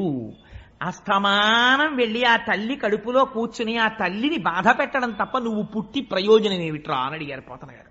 సాధారణంగా పోతన గారు అంత కఠినంగా అసలు మాట్లాడరు. ఎంత మాట వేశారో చూడండి. ఆ మాటతో లోకమునకు బోధ చేస్తున్నారు. చేతులారంగ శివుని పూజింపడేని, నోరు నొవ్వంగ హరికీర్తి నుడుబడేని, దయయు సత్యంబు లోనుగా తలపడేని, కలుగనేటికి తల్లుల కడుపు చేటు. అటువంటి పోతనామాచ్యుడు మహానుభావుడు భాగవతాన్ని ఆంధ్రీకరిస్తూ మొట్టమొదట ఒక పద్యం చెప్పుకున్నారు. శ్రీకైవల్య పదంబు చేరుటకునై చింతించదన్ లోకరక్షైకారంభకు భక్త పాలన కళా సంరంభకున్ కేళి లోల విలస దృగ్జాల సంభూత నానా కంజాత భవాండ కుంభకు మహానందాంగనా డింబకున్ చెప్పుకున్నారు. శ్రీకైవల్య పదంబు చేరుటకునై చింతించదన్. పోతనగారి యొక్క శక్తి ఏమిటో, పోతనగారి ఉపాసనా బలం ఏమిటో మీరు ఆ పద్యాల్లో చూడాలి. అసలు నిజంగా పద్యం నోటికి వచ్చిందనుకోండి, మీరు ఆ పద్యం ఎక్కడ కూర్చున్నా చదువుకోగలిగారు అనుకోండి, ఆ పద్యం ఒక్కటి చాలు జీవితాన్ని మార్చేస్తుంది. శ్రీకైవల్య పదంబు చేరుటకునై. ఎందుకు చెప్తున్నాను ఈ భాగవతం చెప్పడం అంటే, పోతన గారు ఎందుకు ఆంధ్రీకరిస్తున్నారు? ఈ భాగవతాన్ని ఆంధ్రీకరించి దీన్ని రాజులకిచ్చి, లేకపోతే ఎవరో జమీందారులకిచ్చి వారి దగ్గర ఈనాములు పుచ్చుకొని, వాళ్ళ దగ్గర డబ్బు పుచ్చుకొని, కానుకలు పుచ్చుకొని, నేను ఏదో పాముకోవాలనేటటువంటి తాపత్రయం నాకు లేదు. ఈశ్వరుడి గురించి చెప్పుకొని, శ్రీకైవల్యం అంటే ఏమిటో తెలుసండి. కైవల్యం అన్న మాట అద్వైత సంప్రదాయానికి చెందింది. కైవల్యం అంటే ఇంకా మళ్లీ తిరిగి రానటువంటి అవసరం లేకుండా ఈశ్వరుడిలో కలిసిపోవడం. అలా ఈశ్వరుడు యందు నా తేజస్సు వెళ్ళి ఆయన తేజస్సులోకి కలిసిపోవాలి. అలా కలిసిపోవడం కోసం శ్రీకైవల్య పదంబు చేరుటకునై చింతించదన్. ఇదో అందమైన మాట. భాగవతం ఆంధ్రీకరిస్తున్నారా, చింతిస్తున్నారా? ఆయన చింతించదన్. చింతించదన్ అంటే ఏమిటండి? చింతించదన్ అంటే చిత్తము, మనస్సు దాన్నే ఆలోచన చేయుట. ఏకాగ్రమై మనస్సు ఒక వస్తువు గురించి ఆలోచన చేస్తోంది. ఏ వస్తువు గురించి ఆలోచిస్తోంది అంటే, ఇప్పుడు ఆయన ధ్యానమగ్నులై ఉన్నారు, ధ్యానము చేస్తున్నారు. రామచంద్రమూర్తి రచింప చేస్తున్నాడు కాబట్టి చెయ్యి పోతన గారిది, కదిపిన శక్తి ఎవరిది? రామచంద్రమూర్తిది. ఇప్పుడు ఈ పద్యం నేను చెప్తుంటే ఈ పద్యం ఎవరి శక్తి మీరు ఆలోచించండి. రామచంద్రమూర్తి యొక్క శక్తి ఆ పద్యం. శ్రీకైవల్య పదంబు చేరుటకునై చింతించదన్ లోకరక్షైకారంభకు. లోకములను రక్షించడము ఆరంభించినవాడు. అసలు లోకరక్షణము ఆరంభం ఎక్కడ ప్రారంభం అవుతుంది? సృష్టించడంలో ప్రారంభం అవుతుంది. కాబట్టి సృష్టికర్తగా నేను నమస్కరిస్తున్నాను. లోకరక్షైకారంభకు భక్త పాలన కళా సంరంభకున్. ఎంత గొప్ప మాట అండి ఇది! భక్త పాలన కళా సంరంభకున్. లోకమునంతటినీ ఆయన రక్షిస్తుంటాడు. అదే పనిగా ఆయన పెట్టిన అన్నం తిని ఆయన జీర్ణం చేసి ఆయన శక్తినిస్తే ఆ శక్తితో ఈశ్వరుణ్ణి తిట్టేవాడు ఎందుకు కూడా ఈశ్వరుడి శక్తి రూపంలో ఉంటాడు. కానీ తనని నమ్ముకుని ఈశ్వరుడు ఉన్నాడు అని పూనికతో ఉన్న వాళ్ళని రక్షించడం కోసం వాళ్ళ వెంట పరిగెడుతుంటాడు. అలా పరిగెట్టేటటువంటి లక్షణం ఉన్నవాడు ఉన్నాడే, వాడు లోకరక్షైకారంభకు భక్తపాలన కళా సంరంభకున్ దానవోద్రేక స్తంభకు. దానవుల యొక్క ఉద్రేకమును స్తంభింపచేయువాడు. నా అంతటి వాణ్ణి నేను, నాకు చావెక్కడుందంటాడు. మీరు ఒక్క విషయం ఆలోచించండి. మనం పురాణంలో ఏం చెప్తామంటే, రాక్షసులందరికీ కూడా ఎందుకు వచ్చేసింది అజ్ఞానం అంటే, వాడికి నాకు చావు లేదని బయలుదేరతాడు. సాధారణంగా అజ్ఞానం ఎక్కడ బయలుదేరుతుందంటే, నాకు చావెక్కడుందండి, వాడంటే పక్కింటి వాడు వెర్రాడు, చచ్చిపోయాడు, నేను ఎందుకు చచ్చిపోతానంటాడు. 80 ఏళ్ళు రానివ్వండి. నేను ఒక ఆశ్చర్యకరమైన పోకడ చూస్తుంటాను లోకంలో. ఎవరైనా పెద్దవాళ్ళ దగ్గరికి వెళ్ళి మీరు, అయ్యో పాపం మీకు అప్పుడే 80 ఏళ్ళు వచ్చేయండి అన్నారనుకోండి, వాళ్ళు అంటారు, ఏంటి 80 ఏళ్ళు అంటే పెద్ద విశేషం ఏముందండి, భలేవరే, ఫలానా ఆయన 100 సంవత్సరములు బతికాడండి, నేను దేనికి బాధపడుతున్నానో తెలుసా, 100 ఏళ్ళకి పిడరాయిలా ఉండేవాడండి, 3 పూట్ల తిని 80 ఏళ్ళకి తినలేకపోతున్నాను అప్పడాలు నేనని బాధపడతాడు వీడు. తప్ప 80 ఏళ్లకి నేను ఈశ్వరార్చన చేయలేకపోతున్నానని బాధపడ్డవాడు. అందుచేత దానవోద్రేక స్తంభకు అంటే లయకారకుడై ఈ లోకములన్నింటినీ లయం చేస్తున్న వాడు ఎవరున్నాడో వాడికి నమస్కరిస్తున్నాను. ఇప్పుడు ఎవరి పేరైనా పోతన గారు చెప్పారండి అసలు? ఆయన పరబ్రహ్మమునకు నమస్కరిస్తున్నారు. సృష్టికర్త అయి స్థితికర్త అయి ప్రళయకర్త అయినటువంటి పరబ్రహ్మము ఏది ఉన్నదో దానికి నేను నమస్కరిస్తున్నాను. లోకరక్షైకారంభకు భక్త పాలన కళా సంరంభకు దానవోద్రేక స్తంభకు కేళి లోల విలస దృగ్జాల సంభూత నానా కంజాత భవాండ కుంభకు. కేవలము ఇలా చూపులు చూస్తే ఆ చూపుల చేత ఈ లోకములన్నింటినీ సృష్టించగలిగినటువంటి సమర్థుడెవరున్నాడో వాడికి నేను నమస్కరిస్తున్నాను. కేళిలోల విలస దృగ్జాల సంభూత నానా కంజాత భవాండ కుంభకు మహానందాంగన ఢింబకున్. ఎంత అందమైన మాట చూడండి. మరి భాగవతంలో ప్రతిపాదించినది ఎవరి రూపాన్ని ప్రతిపాదించారు? పరబ్రహ్మంగా కృష్ణ భగవానుడిని. కాబట్టి ఇప్పుడు ఏమంటున్నారు? కృష్ణుడంట లేదు, మహానందాంగన. ఆవిడ అక్కడ ఉండేటటువంటి నందుని యొక్క భార్య, అందుకని మహానందాంగన డింబకొన్. ఆ నందుడి యొక్క భార్య అయినటువంటి యశోదాకుమారుడైనటువంటి బిడ్డడు చిన్నివాడున్నాడే డింబకుడు, ఆ పిల్లవాడు, వాడి గురించి నేను చెప్తున్నాను. వాడు చిన్న పిల్లవాడిలా కనపడుతున్నారు, కానీ వాడి పరబ్రహ్మం, అందుకని వాడి కథ నేను చెప్పుకుంటున్నాను. మహానందాంగన డింబకొన్ కాదు, అందులో ఒక రహస్యం పెట్టేశారు. ఎందుకు పెట్టేశారో తెలుసా అండి? పోతన గారిలా బతకడం రావడం చాలా కష్టం. పోతన గారికి ఇలవేలు ఎవరో తెలుసా అండి? దుర్గమ్మ తల్లి. పోతన గారు తెల్లవారు లేచి బయటికి వస్తే విభూతి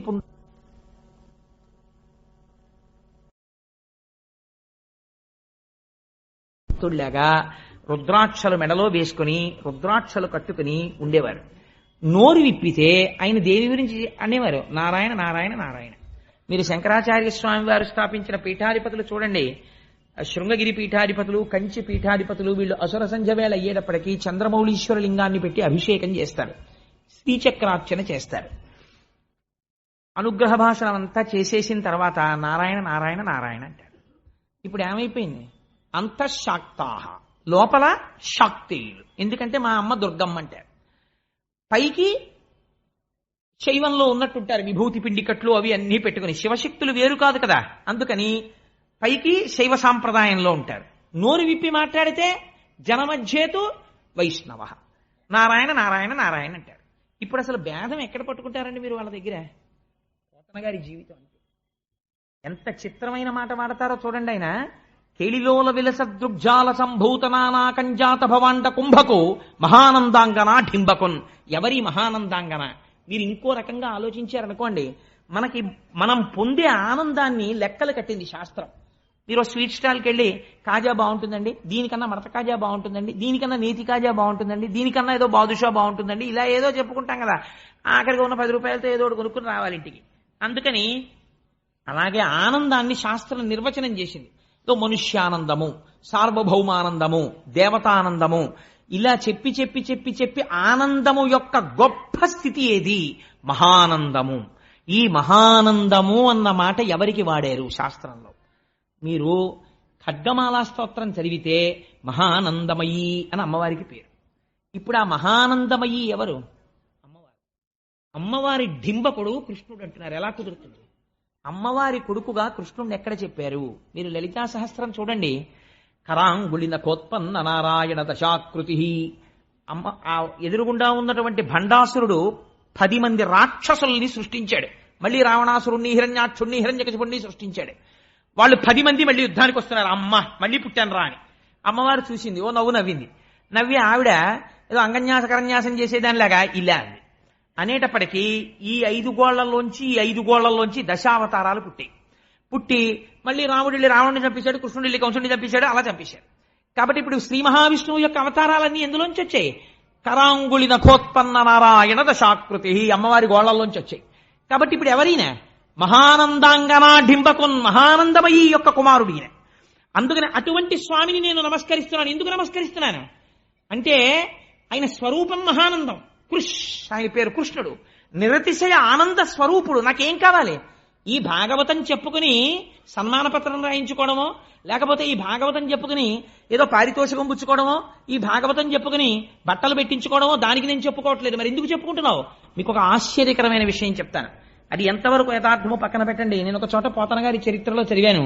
పోతన గారు భాగవతాన్ని అంతటినీ రచించి ఒక మంజూష ఎందు పెట్టారు. పెట్టి ఆయన ఎవ్వరికీ నేను ఇంత భాగవతం రచించానని కూడా చెప్పలేదు. ఇది రామచంద్ర ప్రభు సొత్తు, ఆయనకి అంకితం ఇచ్చేశానన్నారు. కొడుకుని పిలిచి, ఒరే నాయన ఇది పూజామందిరంలో పెట్టు అన్నారు. తాళపత్ర గ్రంథాల్ని పూజామందిరంలో పెట్టారు. కొంతకాలం అయిపోయిన తర్వాత పోతన గారి కుమారుడు కూడా అనారోగ్యం పాలయ్యాడు, పెద్దవాడైపోయి. తన శిష్యుణ్ణి పిలిచి చెప్పాడు, ఒరే జాగ్రత్తరా, మా నాన్నగారు రచించుకున్నటువంటి భాగవతం ఆ మంజూషలో ఉంది అని. అందులోంచి 4-5 చెదపురుగులు బయటికి వస్తూ కనపడ్డాయి శిష్యుడికి. అప్పుడు ఆ శిష్యుడు తీశాడు మంజూష. తీసి చూస్తే అందులో ఆంధ్రీకరింపబడినటువంటి భాగవతం దొరికింది. ఇంత గొప్ప భాగవతం అని అప్పుడు తాళపత్ర గ్రంథాలకు ఎక్కించారు తప్ప ఆయన జీవితంలో ఎప్పుడూ కనీసం నేనింత గొప్ప విషయాన్ని రచించానని ఆయన బయట చెప్పుకోలేదు. అది పోతన గారంటే. అంత నిరాడంబరుడు మహానుభావుడు. అటువంటి పోతనామాచ్యుల వారు ఒకానొక సందర్భంలో ఆయన మీద తీవ్రమైన ఒత్తిడి వచ్చింది. ఈ భాగవతాన్ని నువ్వు కాని అంకితం ఇస్తే లక్షలిస్తారు, కోట్లిస్తారు, నీకు అర్ధరాజ్యాలు ఇస్తారు, సన్మానాలు చేస్తారు, సత్కారాలు చేస్తారు, రాజులు వెంటబడ్డారు భాగవతం అంకితం ఇమ్మని. ఒకానొక సమయంలో పోతన గారు రాత్రి పలహారం చేసి పడుకుందామని వెడుతుంటే ఇంట్లో ఎక్కడో గజ్జెల చప్పుడు వినపడింది. నేను ఒక చోట వ్యాఖ్యానంలో చూశాను. ఏమిటి, ఆ రోజుల్లో మనకిలా కరెంట్ అది లేదు కదా, ఎక్కడో ఒక తైల దీపం వెలుగుతుండేది. ఏమిటి చీకట్లో ఎక్కడో చప్పుడు వినపడుతోందని చూశారు పోతన గారు. బహుశః అటువంటి దర్శనాన్ని పొందినటువంటి వ్యక్తి వేరొకడు లేడు. పోతన గారు పొందిన దర్శనం ఏమిటో తెలుసా అండి? ఏడుస్తూ కనపడింది సరస్వతీదేవి. వెంటనే లేచి కూర్చుని నమస్కరించి అన్నారు, కాటుక కంటి నీరు చనుకట్టు పయింబడ ఎల ఏడ్చదో కైఠబరాజు మర్దనుడి గదిలి కోడలా ఓ మదంబ, నిన్నకటి కున్కునిపోయి అల కర్ణాట కిరాత కీచకులకి అమ్మను త్రిశుద్ధిగా నమ్ము భారతి. అమ్మా ఎందుకమ్మా అలా ఏడుస్తావు? కాటుక కంటి నీరు చనుకట్టు పయింబడ ఎల ఏడ్చదో కైఠబరాజు మర్దనుడి గాదిలి కోడలా ఓ మదంబ, ఓ హటక గర్భురాణి. అమ్మ కంటి కాటుక కరిగిపోయి వక్షస్థలం మీద పడిపోయేటట్టుగా నల్లటి నీరుగా ఏడుస్తూ నిలబడ్డావా? ఈ భాగవతాన్ని పట్టుకెళ్ళి ఎవరికో అంకితం ఇస్తాననుకుంటున్నావా అమ్మా?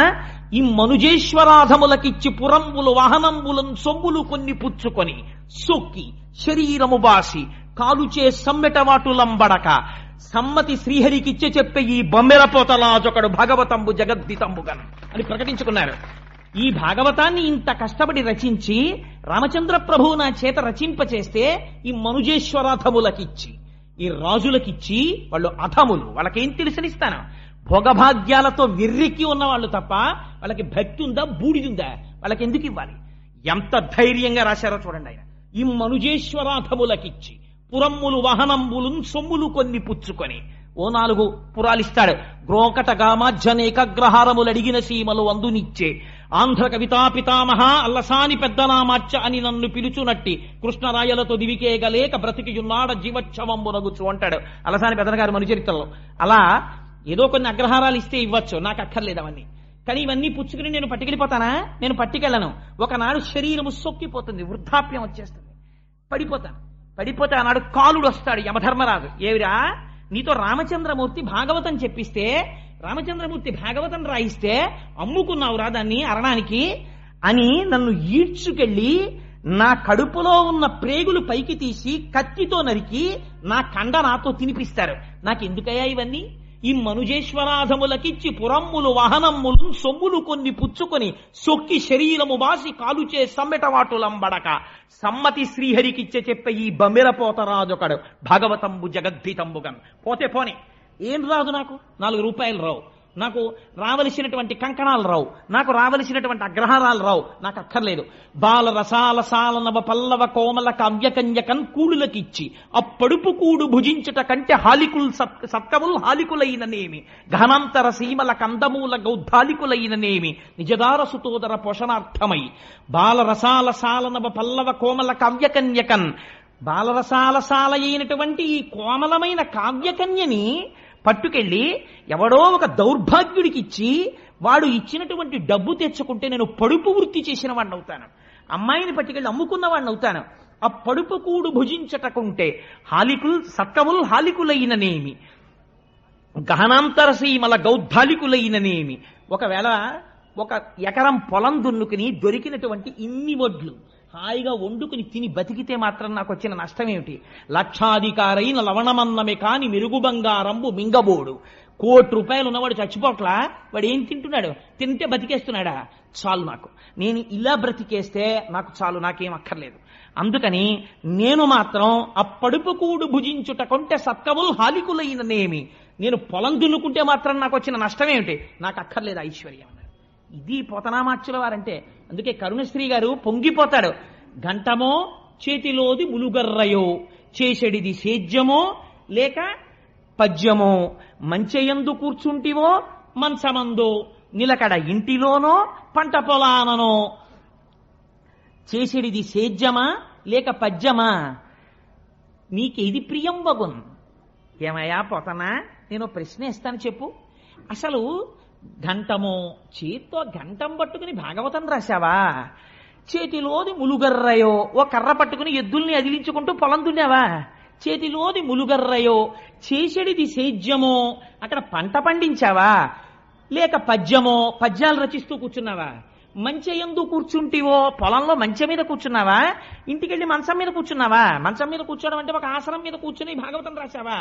మంచెయందు కూర్చుంటివో మంచమందో, చేసెడిది సేద్యమో లేక పద్యమో, యువతల వ్యవసాయం చేస్తున్నావా, పద్యాలు రాస్తున్నావా?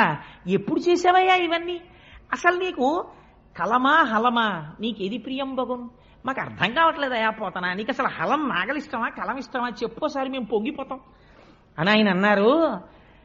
కాయలు కాచిపోయినవిలే అరచేతులు వ్రతఘంటపున్ రపిడి చేతనో, కరకు నాగలి మేడిని పట్టి సెజ్జమున్ చెయుట చేతనో, కవికృషీవలా నీ వ్యవసాయ దీక్షకాహాయని ఇంతలేసి కనులు అర్పక చూసిరిలే దివౌకసుల్లన్నారు.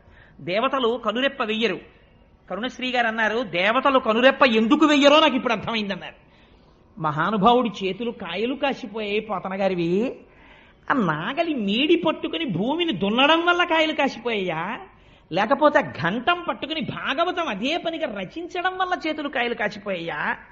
పోతనా, ఇది తెలుసుకోవాలని నీ చేతుల వంక కనురెప్ప వేయకుండా దేవతలందరూ చూస్తున్నారయ్యా. అటువంటి చేతులయ్యా పోతనా చేతులు. అటువంటి చేతులకి నేను నమస్కరిస్తున్నానయ్యా అని పొంగిపోయారు. అటువంటి మహానుభావుడు మన తెలుగుదేశంలో పుట్టినటువంటి వాడు, ఆంధ్రదేశంలో అంతగా భగవద్భక్తికి నోచుకున్నవాడు. భాగవతంబు తెలిసి పలుకుట కష్టంబు శూలికైన దమ్మి చూలికైన, విభుధ జనుల వలన విధినంత కడినంత తెలియవచ్చినంత తెటపరుతూ. ఎంత వినయంగా చెప్పుకున్నాడో చూడండి. భాగవతం ఎవరు చెప్పగలరు? భాగవతం చతుర్ముఖ బ్రహ్మ చెప్పలేడు, జ్ఞానమనకు ఆలవాలమైన పరమశివుడు చెప్పలేడు. ఒక్కొక్క కోణంలో ఒక్కొక్క అర్థం వస్తుంటుంది. కానీ విభుధ జనుల వలన వినినంత కడినంత, మహాపండితులైనటువంటి వారి దగ్గర నేను విన్నది చదువుకున్నది ఏదుందో దాన్ని, నాకు అర్థమైన దాన్ని, నాకు శారదాదేవి ఏమి కృప చేసిందో దాన్ని నేను చెప్పుకుంటున్నాను అన్నారు. ఆయన అంటారు, అమ్మలగన్నయమ్మ ముగురమ్మల మూలపుటమ్మ చాలా పెద్దమ్మ సురారులమ్మ కడుపారడి బుచ్చినయమ్మ తన్ను లోనమ్మిన వేల్పుటమ్మల మనంబున ఉండెడియమ్మ దుర్గ మాయమ్మ కృపబ్ధినిచ్చుట మహత్వ కవిత్వ పటుత్వ సంపదల్. విజయవాడ కనకదుర్గమ్మ తల్లి కోవెల్లో రాజద్వారం మీద ఇప్పటికీ ఈ పద్యం రాసి ఉంటుంది. నాకు అక్కడికి వెళ్ళినప్పుడల్లా పోతన గారు జ్ఞాపకానికి వచ్చి పొంగిపోతుంటాను. ఆయన అంటారు, అమ్మలగన్నయమ్మ ముగురమ్మల మూలపుటమ్మ. ఈ పద్యం పైకి ఒకలా కనపడుతుందండి, కానీ మీకు నేను ఒక రహస్యం చెప్తున్నాను ఇవాళ. మీరు తెలిసి కానీ తెలియక కానీ పోతన గారు రాసిన పద్యాలు కొన్ని నోటికొచ్చి మీరు చదివారనుకోండి, సద్య ఫలితాన్ని ఇచ్చేస్తాయి. ఎందుకంటే మీరు కొన్ని చదవకూడదు, మీరు కొన్ని చెయ్యకూడదు. నేరుని శ్రీచక్రాన్ని ఇంట్లో పెట్టి పూజ చెయ్యగలరా? చెయ్యలేరు, పక్కన గురువు ఉంటే తప్ప. అది మన వల్ల కాదు. లేదు, మీరు బీజాక్షరాల్ని ఉపాసన చెయ్యగలరా? చెయ్యలేరు, కష్టం. కానీ పోతన గారు ఈ దేశానికి బహూకరించిన గొప్ప కానుకేమిటో తెలుసా అండి?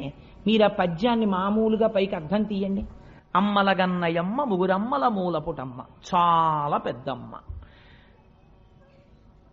అటువంటి తల్లి, అమ్మల్ని కన్నటువంటి అమ్మ ఎవరుందో, చాలా పెద్దమ్మ ఈ లోకంలో ఎవరుందో అటువంటి తల్లి వేల్పుటమ్మల మనంబున ఉండెడి అమ్మ. దేవతా స్త్రీలైనటువంటి వారి యొక్క మనస్సుల యందు ఏ అమ్మవారుందో అటువంటి అమ్మని మహత్వ కవిత్వ పటుత్వ సంపదల్, ఈ 4 కోసం నమస్కరిస్తున్నాను. అటువంటి దుర్గ మాయమ్మ, ఆ దుర్గమ్మ మా అమ్మ. ఇది ఆయన చెప్పింది కదండి. నేనంట, మీరు చెయ్యలేనటువంటి ఒక చాలా కష్టమైనటువంటి పనిని పోతన గారు చాలా తేలికగా మీకు ప్రమాదం లేని రీతిలో మీతో చేయించేయడానికని ఇటువంటి ప్రయోగం చేశారు అంటున్నా. మీరు ఆలోచించండి, ఒక పిల్లవాడు ఉంటాడు, ఓ చిన్న పిల్లవాడు, వాడు ఆ పని చెయ్యలేడు. ఒక ఉదాహరణ చెప్తాను. ఓ చిన్న పిల్లవాడు ఉన్నాడు, 3 ఏళ్ల పిల్లాడు, 4 ఏళ్ల పిల్లాడు. వాడికి కోరిక, రైలు నేను ఎక్కుతాను నాన్న, నన్ను ఎక్కించద్దు, నేను ఎక్కుతానంటాడు. వాడు ఎక్కగలడా రైలు? ఒక్కనాటికి ఎక్కలేడు. తండ్రి ఏం చేస్తాడంటే వెనకాతలుండి జాగ్రత్తగా పట్టుకుని వాడికి కనపడకుండా వెనక నుంచి మెల్లిగా ఎత్తి మెట్లు ఎక్కించి లోపలికి పంపించేస్తే వాడు లోపలికి వెళ్ళిపోయి ఇటు తిరిగి తప్పట్లు కొడతాడు, నాన్నగారండి రైలు ఎక్కేశానంటే. తండ్రికి తెలుసు వెనక నుండి ఎక్కించిన వాడిని నేనేనని. ప్రమాదరహితము చేసి ఎక్కించిన తండ్రిలా పోతన గారు చేసిన ప్రయోగం చెప్తాను ఈ పద్యంలోంచి. మీరు చూడండి, అమ్మలగన్నయమ్మ. ఈ మాట ఎక్కడదండి? అమ్మలగన్నయమ్మ అంటే అమ్మలు ఎవరని చెప్పారు. మీరు లలితా సహస్రంలో శ్రీమాత అంటే శకార రకార ఈకారముల చేత సత్వ రజస్తమో గుణాధీశులైనటువంటి బ్రహ్మశక్తి, విష్ణుశక్తి, రుద్రశక్తులైనటువంటి పార్వతీ, రుద్రాణి, లక్ష్మీదేవి, సరస్వతీదేవి, ఈ ముగ్గురికి అమ్మ. ఈ 3 శక్తులను త్రిమూర్తులకు ఇచ్చినటువంటి పెద్దమ్మ అమ్మ ఎవరున్నదో ఆయమ్మ అంటే లలితాపరాభట్టారికా స్వరూపం. ఆ అమ్మవారికి దుర్గా స్వరూపానికి భేదం లేదు. అందుకని అమ్మలగన్నయమ్మ, ముగురమ్మల మూలపుటమ్మ. ఆ ముగురమ్మలే మనం మహాలక్ష్మి, మహాసరస్వతి, మహాకాళీ స్వరూపంగా కొలుస్తాం కదా. ఈ ముగురమ్మల మూలపుటమ్మ, చాలా పెద్దమ్మ. ఈ మాట చూడండి, చాలా గమ్మత్తైన మాట. చాలా పెద్దమ్మ. ఏమిటి చాలా పెద్దమ్మ? దీన్ని మీరు సంస్కృతంలోకి తీసుకెడితే ఆ మాట ఏమవుతుందో తెలుసా అండి? మహాశక్తి, అండపిండ బ్రహ్మాండములంతటా నిండిపోయినటువంటి శక్తి స్వరూపం ఎక్కడుందో. మీరు ఒక చామంతి పువ్వు పట్టుకుంటే అందులోంచి పైకొస్తున్నటువంటి ఇంత చిన్న గొంగళి పురుగు ఇలా ఇలా కదులుతుంటుంది. దానికో 2 కళ్ళు, దానికో మెదడు. మీరు చామంతి పువ్వుకి వెనకాతల ఉన్న కాడ పెట్టి ఆ పురుగుని ఇలా అన్నారనుకోండి, అది ఉన్న బలంతో గబగబగబ పాకేస్తుంటుంది. అంటే దానికి ఏమైనా జరుగుతుందేమో, నేను బతకాలని కోరిక. అంటే దానికి భయం ఉంది, దానికి కోరిక ఉంది, దానికి ఒక శక్తి ఉంది, దాంతో పరిగెడుతోంది. ఒక చీమ పరిగెడుతుంది. ఎక్కడ లేదండి అమ్మవారు ఇప్పుడు? ఎంత దయాస్వరూపిణి! ఈ గొంగళి పురుగులో నేను ఉండడం ఏమిటి అని అనకుండా ఆవిడ గొంగళి పురుగులో ఉంది. ఇలా ఉండడం మాతృత్వం, ఇది దయ. దీన్ని సౌందర్యం అంటారు. ఈ దయకి సౌందర్యం అని పేరు. అట్మోస్ట్ కంపాషన్ ఈ సౌందర్య. అది ప్రవహిస్తే సౌందర్య లహరి. అందుకని ఇప్పుడు ఏమైంది? ముగురమ్మల మూలపుటమ్మ, చాలా పెద్దమ్మ. ఈ అండపిండ బ్రహ్మాండములంతటా నిండిపోయి ఈ భూమిని తిప్పుతూ, లోకములను తిప్పుతూ, ఇవన్నీ తిరగడానికి కారణమైనటువంటి అమ్మవారు ఎవరుందో ఆ అమ్మ. ముగురమ్మల మూలపుటమ్మ, చాలా పెద్దమ్మ. ఈవిడ సురారులమ్మ కడుపారడి బుచ్చినయమ్మ. సురారి అంటే దేవతలకి, అరి అంటే శత్రువులైనటువంటి వాళ్ళ యొక్క అమ్మ. దితి అయ్యో అని ఏడిచేటట్టుగా ఆవిడికి కడుపు శోకాన్ని మిగిల్చింది. అంటే రాక్షసులు నశించడానికి కారణమైనటువంటి అమ్మ. దేవతల్లోకి శక్తిగా ఇవిడు ఉండకపోతే రాక్షసులు ఎలా మరణించారు? అందుకని సురారుల తల్లి కడుపారడి బుచ్చినయమ్మ, తన్ను లోనమ్మిన వేల్పుటమ్మల మనంబున ఉండెడి అమ్మ. ఇదో గొప్ప మాట. తన్ను లోనమ్మిన వేల్పుటమ్మలు ఎవరండి? అమ్మవారిని మనస్సులో నమ్ముకుని శక్తిలో తిరుగుతున్నటువంటి వాళ్ళు ఎవరు? మనకి అష్టమాతృకలని ఉన్నారు సంప్రదాయంలో. వాళ్ళని మనం 8 పేర్లతో పిలుస్తూ ఉంటాం. బ్రాహ్మి, మహేశ్వరి, మహాలక్ష్మి, వైష్ణవి, మహేంద్రి, చాముండి, కౌమారి, వైష్ణవి, ఇలా 8 దేవతలు ఉన్నారు. వీళ్ళని అష్టమాతృకలని పిలుస్తారు. ఈ అష్టమాతృకలు కూడా శ్రీచక్రంలో దేవతలుగా ఉంటారు. వీళ్ళు నిరంతరము అమ్మవారిని లోపల కొలుస్తూ అమ్మవారి వలన శక్తిని పొంది మనని ఉద్ధరిస్తుంటారు. ఈ 8 మనం కొలుస్తూ ఉంటాం. రక్తాంబరాం, రక్తవర్ణాం, రక్త సౌభాగ్య సుందరాం, వైష్ణవీం శక్తిమద్భుతాం అంటారు దేవి భాగవతంలో వ్యాస భగవానుడు. ఈ 8 శక్తినిచ్చినటువంటి అమ్మవారెవరో ఆవిడ వేల్పుటమ్మల మనంబున ఉండెడి అమ్మ దుర్గమాయమ్మ. ఈ దుర్గమ్మ ఉందే లలితాపరాభట్టారిక, ఆ అమ్మ మాయమ్మ. ఇప్పుడు ఏం చెయ్యాలి? నాకు కృపాబ్ధినిచ్చుట, నాకు దయతో ఇవ్వాలి. నాకు అర్హత ఉందని ఇవ్వక్కర్లేదు, నాకు ఇచ్చేయాలి దయతో. ఏమిటివ్వాలి? మహత్వ, కవిత్వ, పటుత్వ సంపదల్. మీరు సాధారణంగా అమ్మవారికి శాక్తేయ ప్రణవములు అని కొన్ని బీజాక్షరాలు ఉన్నాయి. ఓం ఐం హ్రీం శ్రీం క్లీం సౌః అని ఈ 6 శాక్తేయ ప్రణవములు అని పిలుస్తారు. వీటిని ఆ బీజాక్షరాల్ని, బీజాక్షరం అంటేనే చంద్రశేఖర పరమాచార్య స్వామి అంటారు లెటర్ ప్రెగ్నెంట్ విత్ సౌండ్ అంటారు. దాన్ని ఎలా పడితే అలా ఉపాసన చెయ్యకూడదు. కాబట్టి మీరు చెయ్యగలరా? అన్ని వేళలా చెయ్యలేం. కానీ ఇప్పుడు పోతన గారు ఒక గొప్ప ప్రయోగం చేశారు. కృపాబ్ధినిచ్చుట మహత్వ. మహత్వానికి బీజాక్షరం ఏమిటండి? ఓం. కవిత్వ, కవిత్వానికి బీజాక్షరం ఏమిటి? ఐం. మహత్వ, కవిత్వ, పటుత్వ, భువనేశ్వరి బీజాక్షరం ఏమిటి? హ్రీం. ఆ తర్వాత సంపదల్, లక్ష్మీదేవి శ్రీం. ఇప్పుడు ఓం ఐం హ్రీం శ్రీం అమ్మలగన్నయమ్మ శ్రీమాత్రే నమః. ఓం ఐం హ్రీం శ్రీం శ్రీమాత్రే నమః. మీరు బీజాక్షరాలతో అస్తమానం అనడానికి వీల్లేదు అలాగా.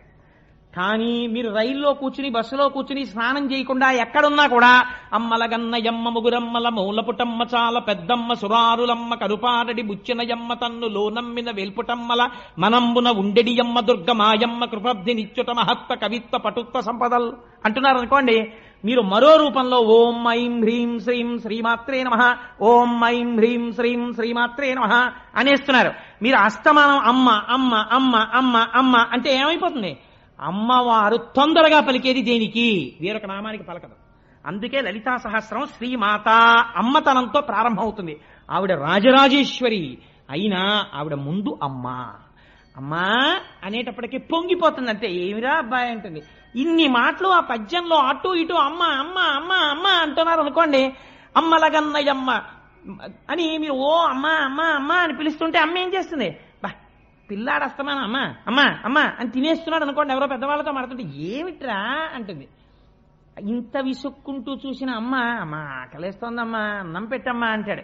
ఉండి వస్తున్నాను, ఒక్క 5 నిమిషాల్లో వచ్చేస్తానండి. నేను గబగబా కాస్త ఉసిరికాయ పచ్చడి అన్నం నెయ్యేసి కలిపేసి తింటుండి మళ్ళీ వస్తానంటాడు. ఎందుకని?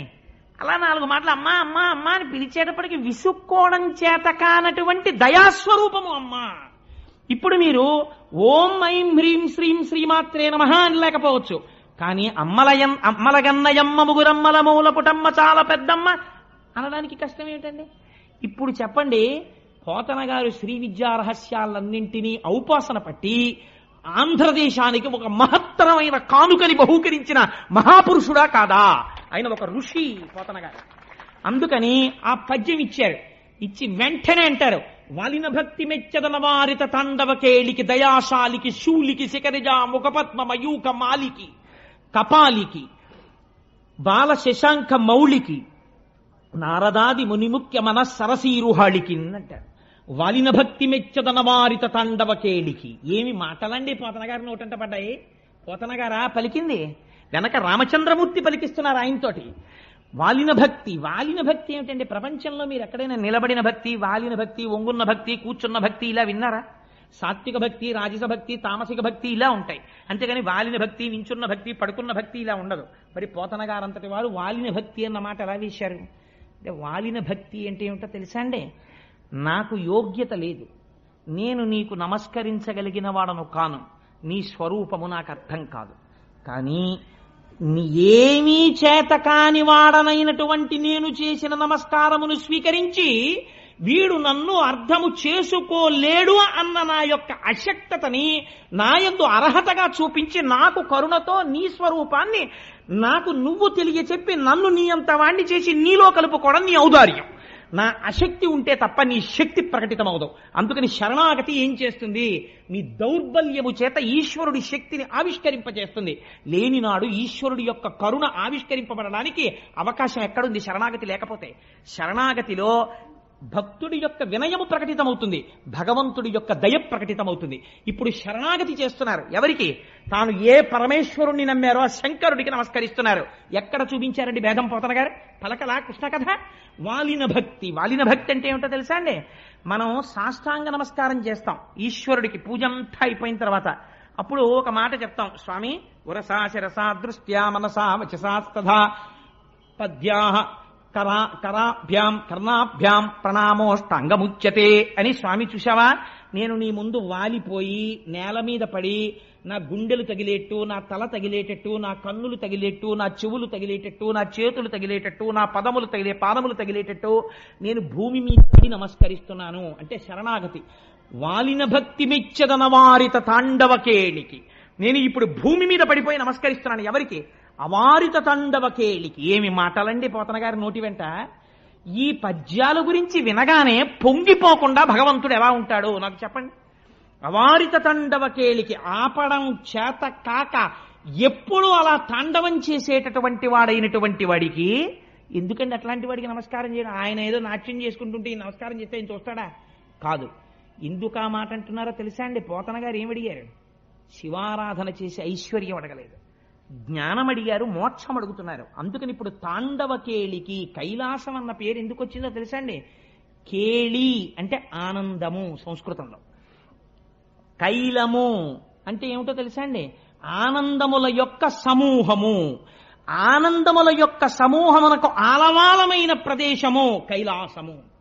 కాబట్టి ఆనంద నిలయుడు ఎక్కడున్నాడు? ఇక్కడ ఉన్నాడు, అక్కడ ఉన్నాడు. కైలాసమునందు శంకరుడు ఉన్నాడు, ఆనంద నిలయుడే ఉన్నాడు. వాడు ఏమిస్తాడు? ఆనందం ఇస్తాడు. ఆనందం ఎందులోంచి వస్తుంది? జ్ఞానంలోంచి వస్తుంది. జ్ఞానం ఏమిస్తుంది? మోక్షం ఇస్తుంది. ఆనందమే మోక్షం.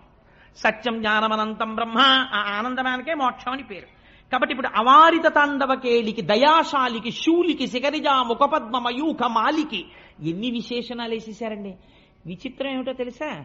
ఆయన ఇలా పద్యం చెప్పేస్తుంటే పాదంలో ప్రతి పదానికి చివర ఏ అక్షరం పడిపోతుంది? లికారం పడిపోతుంది. ఇప్పుడు ఈ లికారం ఎందుకు పడిపోవాలని మాటలు? ఇంకో అక్షరం పడకూడదా పద్యం చెప్పేటప్పుడు? అంటే వాలిన భక్తి మెచ్చదన వారత తాండవ కేళికి, శిఖరిజామక పద్మమయూక మాలికి, శూలికి, అన్ని లీ లయకారకుడై అజ్ఞానాన్ని లయం చేసి జ్ఞానం ఇచ్చే శంకరుడు. అందుకని జ్ఞానమునకు అధిపతి అయిన వాడు కాబట్టి లింగస్వరూపుడు కనుక లికారాంతమైనటువంటి పదముల చేత స్తోత్రం చేస్తున్నారు. అయ్యవారిని స్తోత్రం చేసి మహానుభావుడు పోతన గారు మన పిల్లలకి అందించిన గొప్ప కానుక ఒకటి ఉంది. ఇవాళ మనకి చేతకాక, మనకి తెలియక మనం వదిలిపెట్టేసుకుంటున్నాం. పోతన గారు శారదాదేవి మీద ఒక పద్యం చెప్పారు. నాకు సరస్వతీ కటాక్షము కలగాలి, నేను భాగవతాన్ని రచించడానికి నేను ఒక పరమ యథార్థాన్ని మీకు ఆవిష్కరిస్తున్నాను. సరస్వతీదేవిని ఉపాసన చేయడానికి 11 మంత్రాలు ఉన్నాయి. 11 మంత్రాల్లో మహామంత్రములు అంటారు వాటిని. ఈ 11 మహామంత్రాలకి 11 ధ్యాన శ్లోకాలు ఉన్నాయి. అమ్మవారిని ఒక్కొక్క రూపంతో ధ్యానం చేయొచ్చు. నేను సౌందర్యలహరి చెప్పినప్పుడు ఒకసారి ఇదే వేదిక మీద చెప్పాను కూడా. అమ్మవారిని కవీంద్రాణం చేత ఎరుపు రంగు సరస్వతిగా చూస్తే ఒక ఫలితం, తెల్లటి సరస్వతిగా చూస్తే ఒక ఫలితం, జ్ఞానం ఇస్తుంది అప్పుడు ఆవిడ. అలా ఉంటే శారద అని పిలుస్తారు. పోతన గారు మనకు ఒక గొప్ప అమృతాన్ని చేతిలో పెట్టారు. ఏమిటో తెలుసా అండి? ఆయన సరస్వతీదేవి మీద చేసినటువంటి శ్లోకాన్ని మీరు జాగ్రత్తగా పరిశీలన చేస్తే, మంత్రాలని బహిరంగ వేదికల మీద చెప్పకూడదు కాబట్టి నేను చెప్పట్లేదు, కానీ సరస్వతీదేవికి సంబంధించినటువంటి 11 మహామంత్రాలని మీరు పుస్తకంలో తీసి పక్కనెట్టుకుని 11 మహామంత్రాలు చదివేటప్పుడు ధ్యాన శ్లోకాలు ఏముంటాయో మీరు పక్కన రాసి 11 శ్లోకాలు మీరు ఈ 11 శ్లోకాల్లోంచి తీసి పోతన గారు సరస్వతీదేవిని చేసినటువంటి ప్రార్థనా శ్లోకం మీరు తీశారనుకోండి. శారద నీరదేంద్రు ఘనసార పటీర మరాళ మల్లికాహార తుషార అని ఆయన కొన్ని పదగుంభనంతో కూడినటువంటి స్తోత్రం చేశారు. ఇందులో ఉన్నటువంటి పదాలన్నీ ఎక్కడివో తెలుసా అండి? ఈ పదాలన్నింటినీ తీసుకొచ్చి మీరు ఆ స్తోత్రాన్ని చూస్తే ఆ శారదాదేవి 11 మహామంత్రముల చేత ఆవిష్కృతమైనటువంటి ధ్యాన శ్లోకాల్లో మాటలవి. వాటిని పేర్చారు అటు ఇటు. ఇప్పుడు శారద నీరదేంద్రు ఘనసార పటీర మరాళ మల్లికాహార తుషార ఫేన రజతాచలకాశ ఫణీశ కుంద మందార సుధాపూరిత తామర సామరవాహిని శుభాకారత నొప్పు నిన్ను మది కానగ నిన్నడు కల్గు భారతి అన్న పద్యాన్ని మీరు ఇంట్లో పిల్లలకి చదవడం వచ్చిందనుకోండి. అందులో పోతన గారి యొక్క గొప్పతనం ఏమిటో తెలుసా అండి? ఆయన చిట్ట చివర పద్యాన్ని ఏమని పూర్తి చేశారంటే, శారద నీరదేంద్రు ఘనసార పటీర మరాళ మల్లికాహార తుషార అని ఆ పద్యం వేసేటప్పుడు శారద అని మొదలెట్టారు. శారద అంటే సర్వశుక్లా సరస్వతి, తెల్లటి బట్టలతో ఉండి అపారమైన జ్ఞానం ఇచ్చేటటువంటి మూర్తి. 11 మహామంత్రాల ధ్యాన శ్లోకాల్లో మాటలు ఈ పద్యంలోకి వచ్చేస్తాయి. పిల్లలకి తప్పు లేకుండా చదవడం కానీ ఆ పద్యం ఒక్కటి అలవాటు అయిందనుకోండి, అక్షరాభ్యాసం చేసిన తర్వాత కూర్చోపెట్టి పిల్లవాడికి ఈ పద్యం నేర్పి పెద్దల దగ్గరకు తీసుకెళ్ళి గురుముఖత ఆ పద్యాన్ని తప్పు లేకుండా చదవడం నేర్పి ప్రతిరోజు పిల్లవాడు స్నానం చేయగానే సరస్వతీదేవి ముందు కూర్చుని పద్యం చెప్పడం అలవాటైందనుకోండి, అలాంటి వాళ్ళందరికీ ఏ స్థితి కావాలని అడుగుతున్నారో తెలుసా అండి పోతన గారు? నిన్ను మది ఎన్నడు కానగగల్గు భారతి, అమ్మా ఇక్కడ నీ దర్శనం నాకెప్పుడవుతుంది అంటే వాడికి ఏమవుతుంది? సరస్వతి కటాక్షమే కలుగుతుంది. ఇంతటి మహామంత్రాల్ని 11 మంత్రాల ధ్యాన శ్లోకాల్ని తీసుకొచ్చి ఒక పద్యం కింద రచించి తీసుకొచ్చి పెట్టేశారు. అందుకే పెద్దలు అంటారు లలిత స్కందము. భాగవతం అనేటటువంటిది సామాన్యమైనటువంటి గ్రంథం కాదు. లలిత స్కంధము, కృష్ణమూలము, శుకాలాపాభిరామంబు. దీని యొక్క స్కందము చూస్తే లలితమ్మ, లలిత స్కందము, కృష్ణమూలము, కృష్ణుడు మూలమై ఉన్నాడు. ఒక చెట్టు బాగా పెరగాలంటే మీరు చెట్టు కొమ్మలకి నీళ్లు పోయారు కదా, చెట్టు మొదట్లో నీళ్లు పోస్తారు, పోస్తే చెట్టు బాగా పెరుగుతుంది. లలిత స్కందము, కృష్ణమూలము, శుకాలాపాభిరామంబు. శుకబ్రహ్మ ఆలాపన చేసినటువంటి మహోత్కృష్టమైనటువంటి స్తోత్రము భాగవతం. శుకాలాపాభిరామంబు. మంజులతా శోభితము, అపారమైనటువంటి మంజులమైనటువంటి మాటలతో శోభిస్తూ ఉంటుంది. సువర్ణ సుమన సుజ్ఞేయమున్. ఈ భాగవతం ఎవరు చదువుతున్నారో అటువంటి వాళ్ళకందరికీ కూడా మంచి మనస్సుతో విన్న వాళ్ళకి అర్థమయ్యేటటువంటి స్వరూపము కలిగినటువంటిది. ఇది ఈ పుడమి మీదకి వచ్చి నిలబడినటువంటి కల్పతరువు. అంటే భాగవతం అనేటటువంటిది వేరొకటి కాదు, సాక్షాత్తుగా కల్పవృక్షం ఉన్నట్టే. భాగవతంలో 10 పద్యాలు వచ్చాయి, వాడికి ఏమైనట్టు? కల్పవృక్షం వాడి జేబులో పెట్టుకు తిరుగుతున్నట్టు. వాడి కోరిక తీరుతుంది. ఎందుకని తీరుతుంది? గొప్ప గొప్ప ప్రయోగాలన్నింటినీ పద్యాలుగా తీసుకొచ్చి పెట్టేశారు. వాడి కోరిక ఎందుకు తీరదు? అందుకని అంత గొప్ప భాగవతము. అటువంటి భాగవతాన్ని శుకబ్రహ్మ వివరణ చేశారు. ఇవాళ ఒక్క ఘట్టాన్ని మాత్రమే మీకు నేను విజ్ఞాపన చేసి ఇవాళ ప్రసంగాన్ని పూర్తి చేసేస్తాను. వ్యాస భగవానుడు నైరాశ్యమును పొందితే నారదుడు సాక్షాత్కరించి ఒక మాట చెప్పాడు. వ్యాస, లోకములో బోధ చేయకపోయినా సరే ప్రజలకందరికీ కూడా తెలుసుకోగలిగినవి ఏవో తెలుసా? అర్థకామములు. ఈ రెండింటి గురించి మీరు ఎవ్వరిని తీసుకొచ్చి ప్రత్యేకం అయ్యా నువ్వు డబ్బు సంపాదించుకోవాలండి, మీరు ఎలాగో అలా ఓ రూపాయి సంపాదించండి, మీరు డబ్బులు దాచుకోండి, ఎవరికి చెప్పకండి డబ్బులు నా దగ్గర ఉన్నాయని అని మీరేం చెప్పక్కర్లేదు. వాడే దాచేసుకుంటాడు, వాడే సంపాదించేసుకుంటాడు. ఇంకా వాడికి గట్టిగా బొడ్డు ఉడదు, కానీ రూపాయి ఎలా సంపాదించాలని తాపత్రయం మాత్రం చాలా గట్టిగా ఉంటుంది. సంస్కార బలం తక్కువగా ఉంటుంది. అందున కలియుగంలో ఉండేటటువంటి వాళ్ళది అల్పాయుర్దాయం. బుద్ధి బలమా తక్కువ, ప్రచోదనమా అర్ధకామముల యందు. అందుకని అయా ఏంటి వాడికి పెళ్లి చేయలేదనుకోండి, ఓ 22 ఏళ్ళో 23 ఏళ్ళో వచ్చేసిన తర్వాత ఆ పెళ్లి చేయకపోతే మీరు పెళ్లి చేయడంలో విఫలమైపోతున్నారు అన్న విషయాన్ని వాడు సౌండ్ చేసేస్తాడు. ఇదేంటి నా ఈడువాడు వాడికి పెళ్ళైపోయి అప్పుడే కొడుకమ్మా అంటాడు అమ్మ దగ్గరికి వచ్చి. అంటే ఏమిటి? అమ్మ నా సంగతి మీరు పట్టించుకోవట్లేదు అని చెప్పి ఇంకా శ్రద్ధ చేసేసారనుకోండి, వాడు వచ్చేస్తాడు నమస్కారం పెట్టడానికి ఎప్పుడప్పుడు. అందుకని అర్ధకామములను గురించి ప్రత్యేకంగా ఎవరికి ఏమీ బోధ ఏం చెయ్యక్కర్లేదు.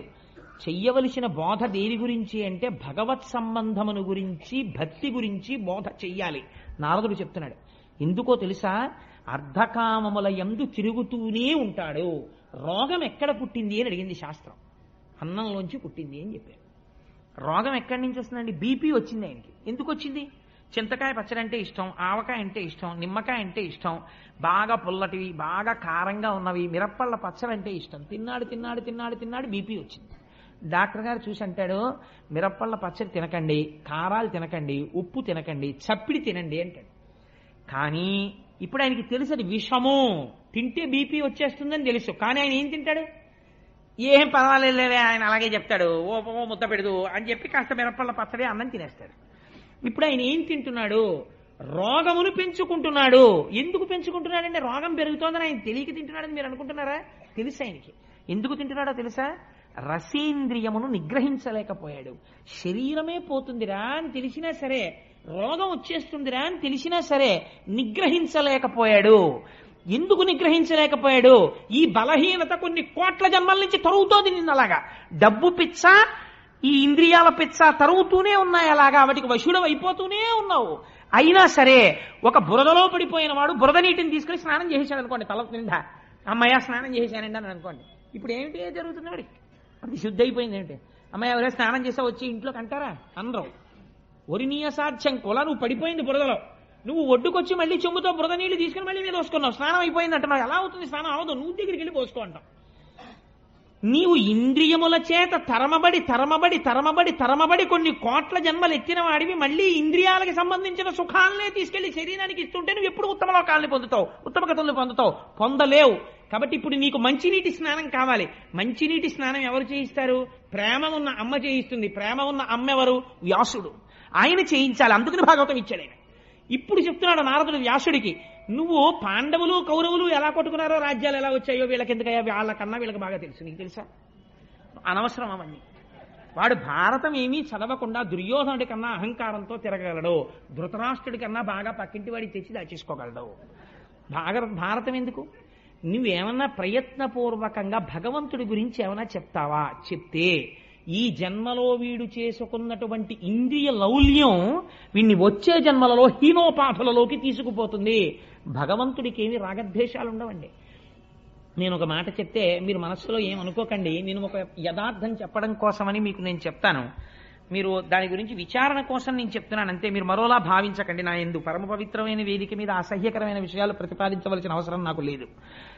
ఒక వ్యక్తికి కామము బాగా ఉండిపోయింది అనుకోండి, ఆ వ్యక్తి నోటి వెంట రాకూడని మాట ఒకటి వస్తుంటుంది, మీరు విని ఉంటారు. వృద్ధాప్యం వచ్చేసిన తర్వాత వార్ధక్యంబున మోహమూర్ఖతలచే వాతాది రోగాలచే వ్యర్థం వైజడు వాక్ప్రవాహములచే వాత్సల్య చిత్తంబుచే అర్ధధ్యానముచే మహాభ్రమతచే హాస్య ప్రసంగాలచే స్వార్థంబే పరమార్థమై చెడుదురి స్వార్థ ప్రజల్ శంకర. వాడికి కామ ఉండిపోయింది. ఉండిపోతే వాడు పైకి చెప్పలేక 70 ఏళ్ళు వచ్చేసిన తర్వాత మంచి పంచె కట్టుకుని వచ్చాడు అనుకోండి, తాతయ్య పెళ్లి కొడుకులో ఉన్నావు అన్నారు అనుకోండి సరదాకి ఎవరో. అంటే అమ్మా అలా అనకూడదు, పెళ్లి కొడుకులా ఉన్నావనుకో. నన్ను చూడగానే ఏమండి మిమ్మల్ని చూడగానే త్రివేణీ సంగమంలో స్నానం చేసినటువంటి ఫలితం కనిపించేటటువంటి ఒక మంచి ఉపాసనా బలం పొందుతున్న వాళ్ళే ఉన్నారను, అది శరీరానికి సరిపోతుంది. ఇంకా నేను పెళ్లి కొడుకునేమిటమ్మా అందవాడు. వాడు ఏమంటాడంటే నాకు పిల్లనిచ్చేవాళ్ళెవరు అంటారు. అంటే వాడికి ఎంత కడుపులో బాధ ఉందో చూడండి. అంటే 80 ఏళ్ళు వచ్చాయి వాళ్ళు అలా అన్నారేమిటి నన్నని వాడు బాధపట్టలేదు. నిజంగా నేను పెళ్లి కొడుకులా ఉంటే పిల్లని ఎందుకు ఇవ్వరు, హాయిగా వాళ్ళు సంబంధాలు చూస్తారేంటి, తాతగారు మీరు చేసుకోండి అని తీసుకొచ్చి నాకు ఇవ్వచ్చు కదా అని వీడికి కడుపులో బాధ. ఈ బాధ ఉంటే ఏమవుతుందని చెప్పిందో తెలుసా అండి శాస్త్రం? వీడు పైకి చెప్పలేడు, అదొక ధూర్తతనం వచ్చేస్తుంది వృద్ధాప్యంలో. కానీ అది సావదు కామం. సావకపోతే ఏమైపోతుందంటే వృద్ధాప్యంలో అంత్యమునందు వీడికి ఇంకా వ్యామోహం ఉండిపోతుంది. ఉండిపోతే ఈశ్వరుడు ఏం చేస్తాడంటే, మీకు భాగవతంలోనే ఒక చోట వచ్చేస్తుంది, స్త్రీ ఉపాధిని ఇస్తారు. అప్పుడు ఎందుకు ఇస్తారు? మీరు ఆ విశ్వరూప హత్య జరిగినప్పుడు, ఆ విశ్వరూప హతము జరిగినటువంటి ఆఖ్యానమును విన్నప్పుడు మీకు అర్థం అవుతుంది. అందులో స్త్రీ స్వరూపాన్ని ఇస్తారు. ఇచ్చిన తరువాత ఈ స్త్రీ యందు ఇటువంటి స్త్రీ యందు ఎటువంటి బుద్ధి కలుగుతుందంటే వెలయాలికి ఉండేటటువంటి బుద్ధి కలుగుతుంది. ఎప్పుడూ కూడా కామముతో తిరుగుతుంటుంది. రూపము ఉండి 10 మంది పురుషులను ఆకర్షిస్తుంది. ఆకర్షించిన కారణం చేత శరీరమునకు పటుత్వం ఉడిగిపోయి శరీరములోంచి చీవు నిరంతరము స్రవించేటటువంటి వ్రణములు బయలుదేరుతాయి. బయలుదేరి అందులోంచి క్రిములు కింద పడుతుంటాయి. అంత దూరంలో ఉంటే ఇక్కడే పుల్లటి కంపు రావడం మొదలవుతుంది. కంపు రావడం మొదలెడితే ఎవరు దగ్గరికి వెళ్ళరు. ఇప్పుడు ఈవిడికి ఏ విటుడితో తిరిగిందో ఆ విటుడే అంత దూరం నుంచి వెళ్ళిపోతుంటాడు ఉత్తరీయం అడ్డు పెట్టుకుని. అప్పుడు బాధపడుతుంది. ఎంత బాధపడాలో తెలుసా అండి? అంత బాధపడ్డ తర్వాత అప్పుడు ఆ కామం పోతుంది. అంత బాధ వాళ్ళు పడకుండా నేను చూడాలి, నేను వ్యాసుడనైనందుకు. కాబట్టి వీళ్ళు, నేను కేవలము కామము గురించి మాత్రమే చెప్పాను, అర్థం గురించి నేను చెప్పలేదు. ఇంకా కానీ ఇలా వీళ్ళు ఎన్ని జన్మల నుంచి బాధపడుతున్నారో. కాబట్టి ఇది ఉత్తర జన్మకి వెళ్లకుండా ఆపేదొకటి నేను వీళ్ళకి ఇవ్వాలి. కాబట్టి వ్యాస నువ్వేమివ్వాలో తెలుసా? భగవద్భక్తికి సంబంధించిన విషయం అందించు. వాడు తెలిసో తెలియకో వచ్చి విన్నాడు. విన్నంత మాత్రం చేత ఈశ్వరుడు ఏం చేస్తాడో తెలుసా అండి? వీడు భాగవతం విన్నాడని ఖాతాలో రాస్తాడు. రాసి హీనోపాధిలోకి వెళ్ళిపోకుండా ఈ ఫలితాన్ని అడ్డుపెట్టి మంచి జన్మ వైపుకి తిప్పుతాడు. భాగవత శ్రవణం ఒకనాడు ఒక ఉత్తముని యొక్క ఇంట్లో పుట్టి భగవద్భక్తి వైపుకి మారుస్తుంది. అందుకని ఒక మంచి మాట చెప్పు తప్ప నువ్వు మళ్ళీ అర్ధకామముల గురించే మాట్లాడితే కావ్యమునకు ప్రయోజనమేమి? హరినామస్మృతి లేని కావ్యము వృధా. దాని వలన ఏ విధమైనటువంటి ఉపయోగము ఉండదు. హరినామస్మృతి చేయు కావ్యము మానస సరోవరం లాంటిది. కానీ హరినామము చెప్పనటువంటి కావ్యము విచిత్రార్థాన్వితంబయ్యు. ఎంత గొప్ప అర్థాలతో నువ్వు చెప్పు, అది తద్దినం పెట్టిన చోటుకి కాకులొచ్చేటటువంటి రేవు లాంటిది. అందుకని నువ్వు ఇప్పుడు ఏం చెప్తావో తెలుసా? భగవద్భక్తి, భగవంతునికి సంబంధించిన విశేషములు, భగవద్భక్తుల కథలతో కూడినటువంటి విషయాన్ని చెప్పు. అటువంటిది చెప్పు భాగవతంలో అని ఒక్క మాట నారదుడు చెప్పాడు. నేను ఎందుకు ఇవాళ నారదుడిగా ఉన్నానో నీకు చెప్తాను వ్యాసుడా, నువ్వు తెల్లబోతావు వింటే. నారదుడు ఎందుకయ్యాడో తెలుసా అండి? నారదుడు ఒక దాసీపుత్రుడు. ఆయన తల్లిగారు చిన్నతనం నుంచి బాగా ఐశ్వర్యవంతులైనటువంటి ఒక బ్రాహ్మణుల ఇంటిలో ఊడిగం చేసేది ఆవిడ. వాళ్ళ ఇల్లు తుడవడం, వాళ్ళ గిన్నెలు తోమడం, వాళ్ళ ఆవులకి పాలు పితికి పెట్టడం అది చేసేది. తల్లి ఎక్కడికి వెడితే అక్కడికి ఆ కొడుకు కూడా వెళ్ళిపోతుండేవాడు. ఈ బ్రాహ్మణుల ఇంటిలో తిరుగుతున్నాడు. వాళ్ళు వేదవేదాంగములను చదువుకున్నవారు. ఆ ఇంటికి వర్షాకాలంలో అటుగా వెళ్ళిపోతూ సన్యాసులు కొంతమంది చాతుర్మాస్యానికని వచ్చారు. వస్తే అమ్మతో పాటు పిల్లవాడు కూడా అక్కడ ఉన్నాడు. ఒరే, రోజు నువ్వు స్నానం చేసేసి పొద్దున్నే కాస్త వాళ్ళకి పీటలు వేయడం, దర్భాసనాలు వేయడం, వాళ్ళ మడిబట్టలు తీసుకురావడం, ఇలాంటి పనులు చేస్తూ ఉండరా అన్నాడు యజమాని. నారదుడు రోజు స్నానం చేసి వీళ్ళకి ఆ బట్టలు తీసుకొచ్చి అక్కడ పెడుతుండేవాడు. వాళ్ళు సన్యాసులంటే లోకమంతటా పరబ్రహ్మమును చూసేవాళ్ళు. దాసీపుత్రుడు అని కూడా వాళ్ళు చూడలేదు. వాళ్ళు 2 గొప్ప వరాలు ఇచ్చారు నారదుడికి. ఏమిటో తెలుసా అండి? 5 సంవత్సరముల పిల్లవాడు తమకి చేస్తున్నటువంటి సేవ చూసి వాళ్ళు తినగా మిగిలినటువంటి ఉచ్ఛిష్టాన్ని నారదుడికి ఇచ్చేవారు. ఇది నువ్వు తిను అని. వాళ్ళు మహాభాగవతులు.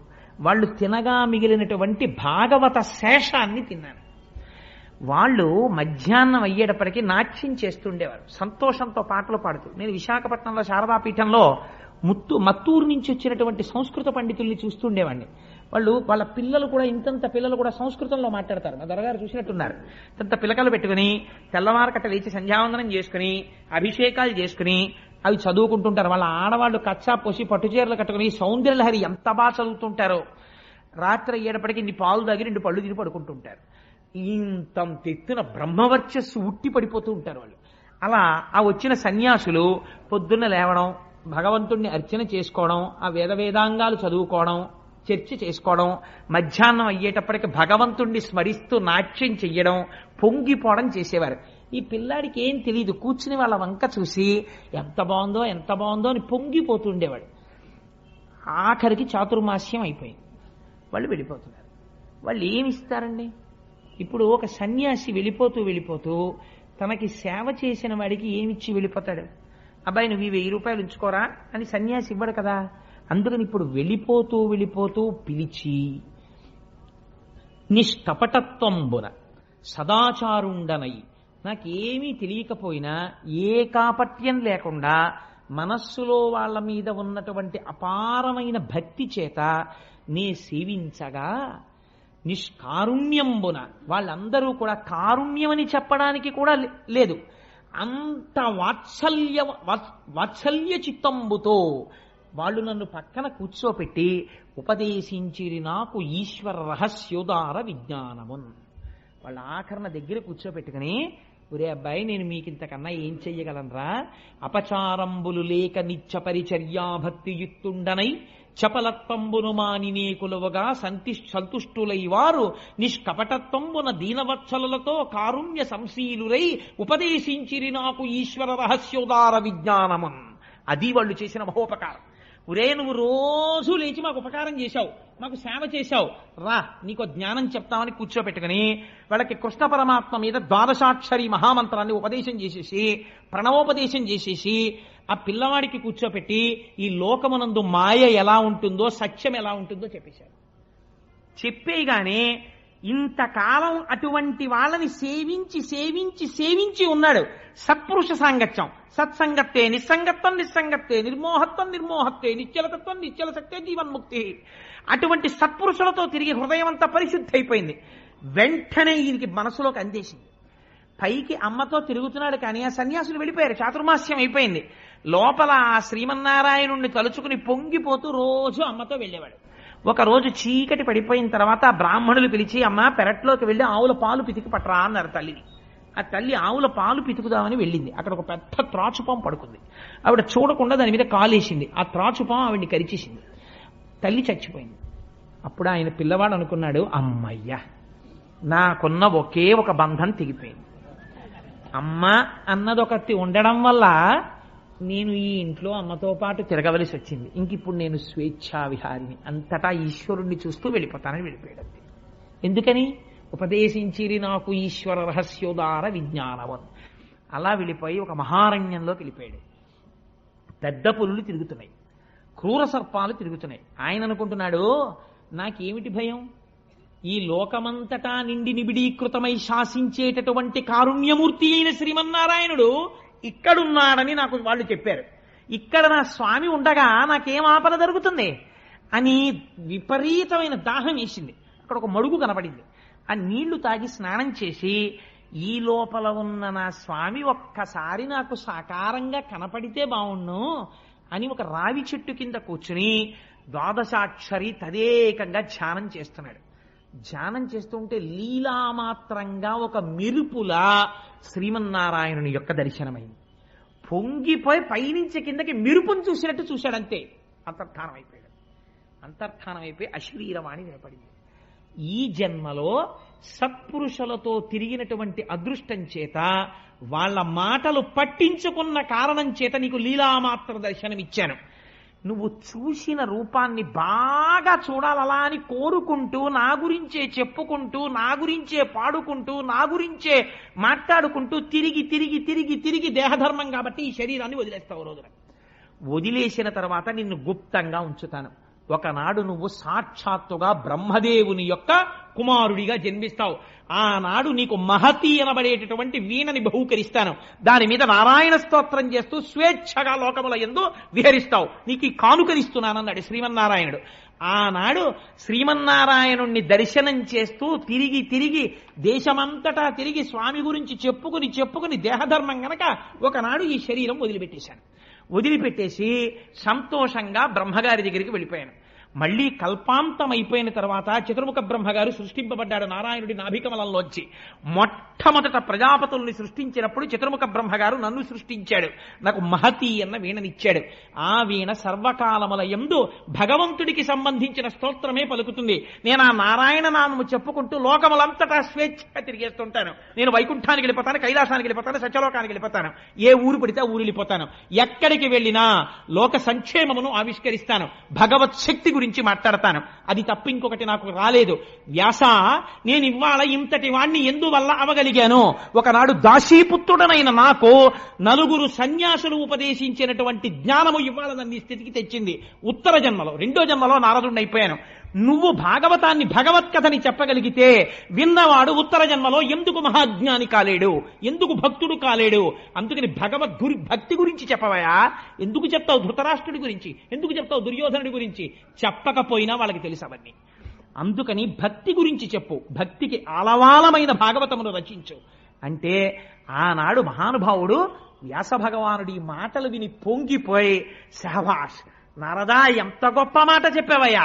ఇప్పుడు నేను భగవంతుడి గురించి, భగవంతుడి విశేషముల గురించి, ఈ బ్రహ్మాండముల ఉత్పత్తి గురించి, ఆయన్ని నమ్ముకున్న భాగవతుల గురించి, ఈశ్వరుడు వాళ్ళ వెంట ఎలా పరిగెత్తినటువంటి వృత్తాంతముల గురించి నేను రచన చేస్తాను. ఇది ఎవరు చదువుతారో, ఎవరు వింటారో వాళ్ళు నారదుడు తరించిపోయినట్టు తరించిపోతారు. అటువంటి భాగవతాన్ని రచన చేయడం ప్రారంభిస్తున్నానని ఆచమనం చేసి కూర్చుని తన ఆశ్రమంలో భాగవత రచన ప్రారంభము చేశాడు వ్యాస భగవానుడు. ఇక్కడ మన పోతన గారు ప్రారంభించారు మాంధ్రీకరణ. రేపటి రోజున ఆ భాగవతం ఎలా ప్రారంభమవుతుందో, పరీక్షిత్ అన్న పేరెందుకు వచ్చిందో, అశ్వత్థామ బ్రహ్మశిరోనామకాస్త్ర ప్రయోగం ఎలా చేశాడో, కృష్ణస్తుతి ఎలా చేశారో ఆ విశేషాల్ని రేపటి రోజున విజ్ఞాపన చేస్తాను. స్వస్తి.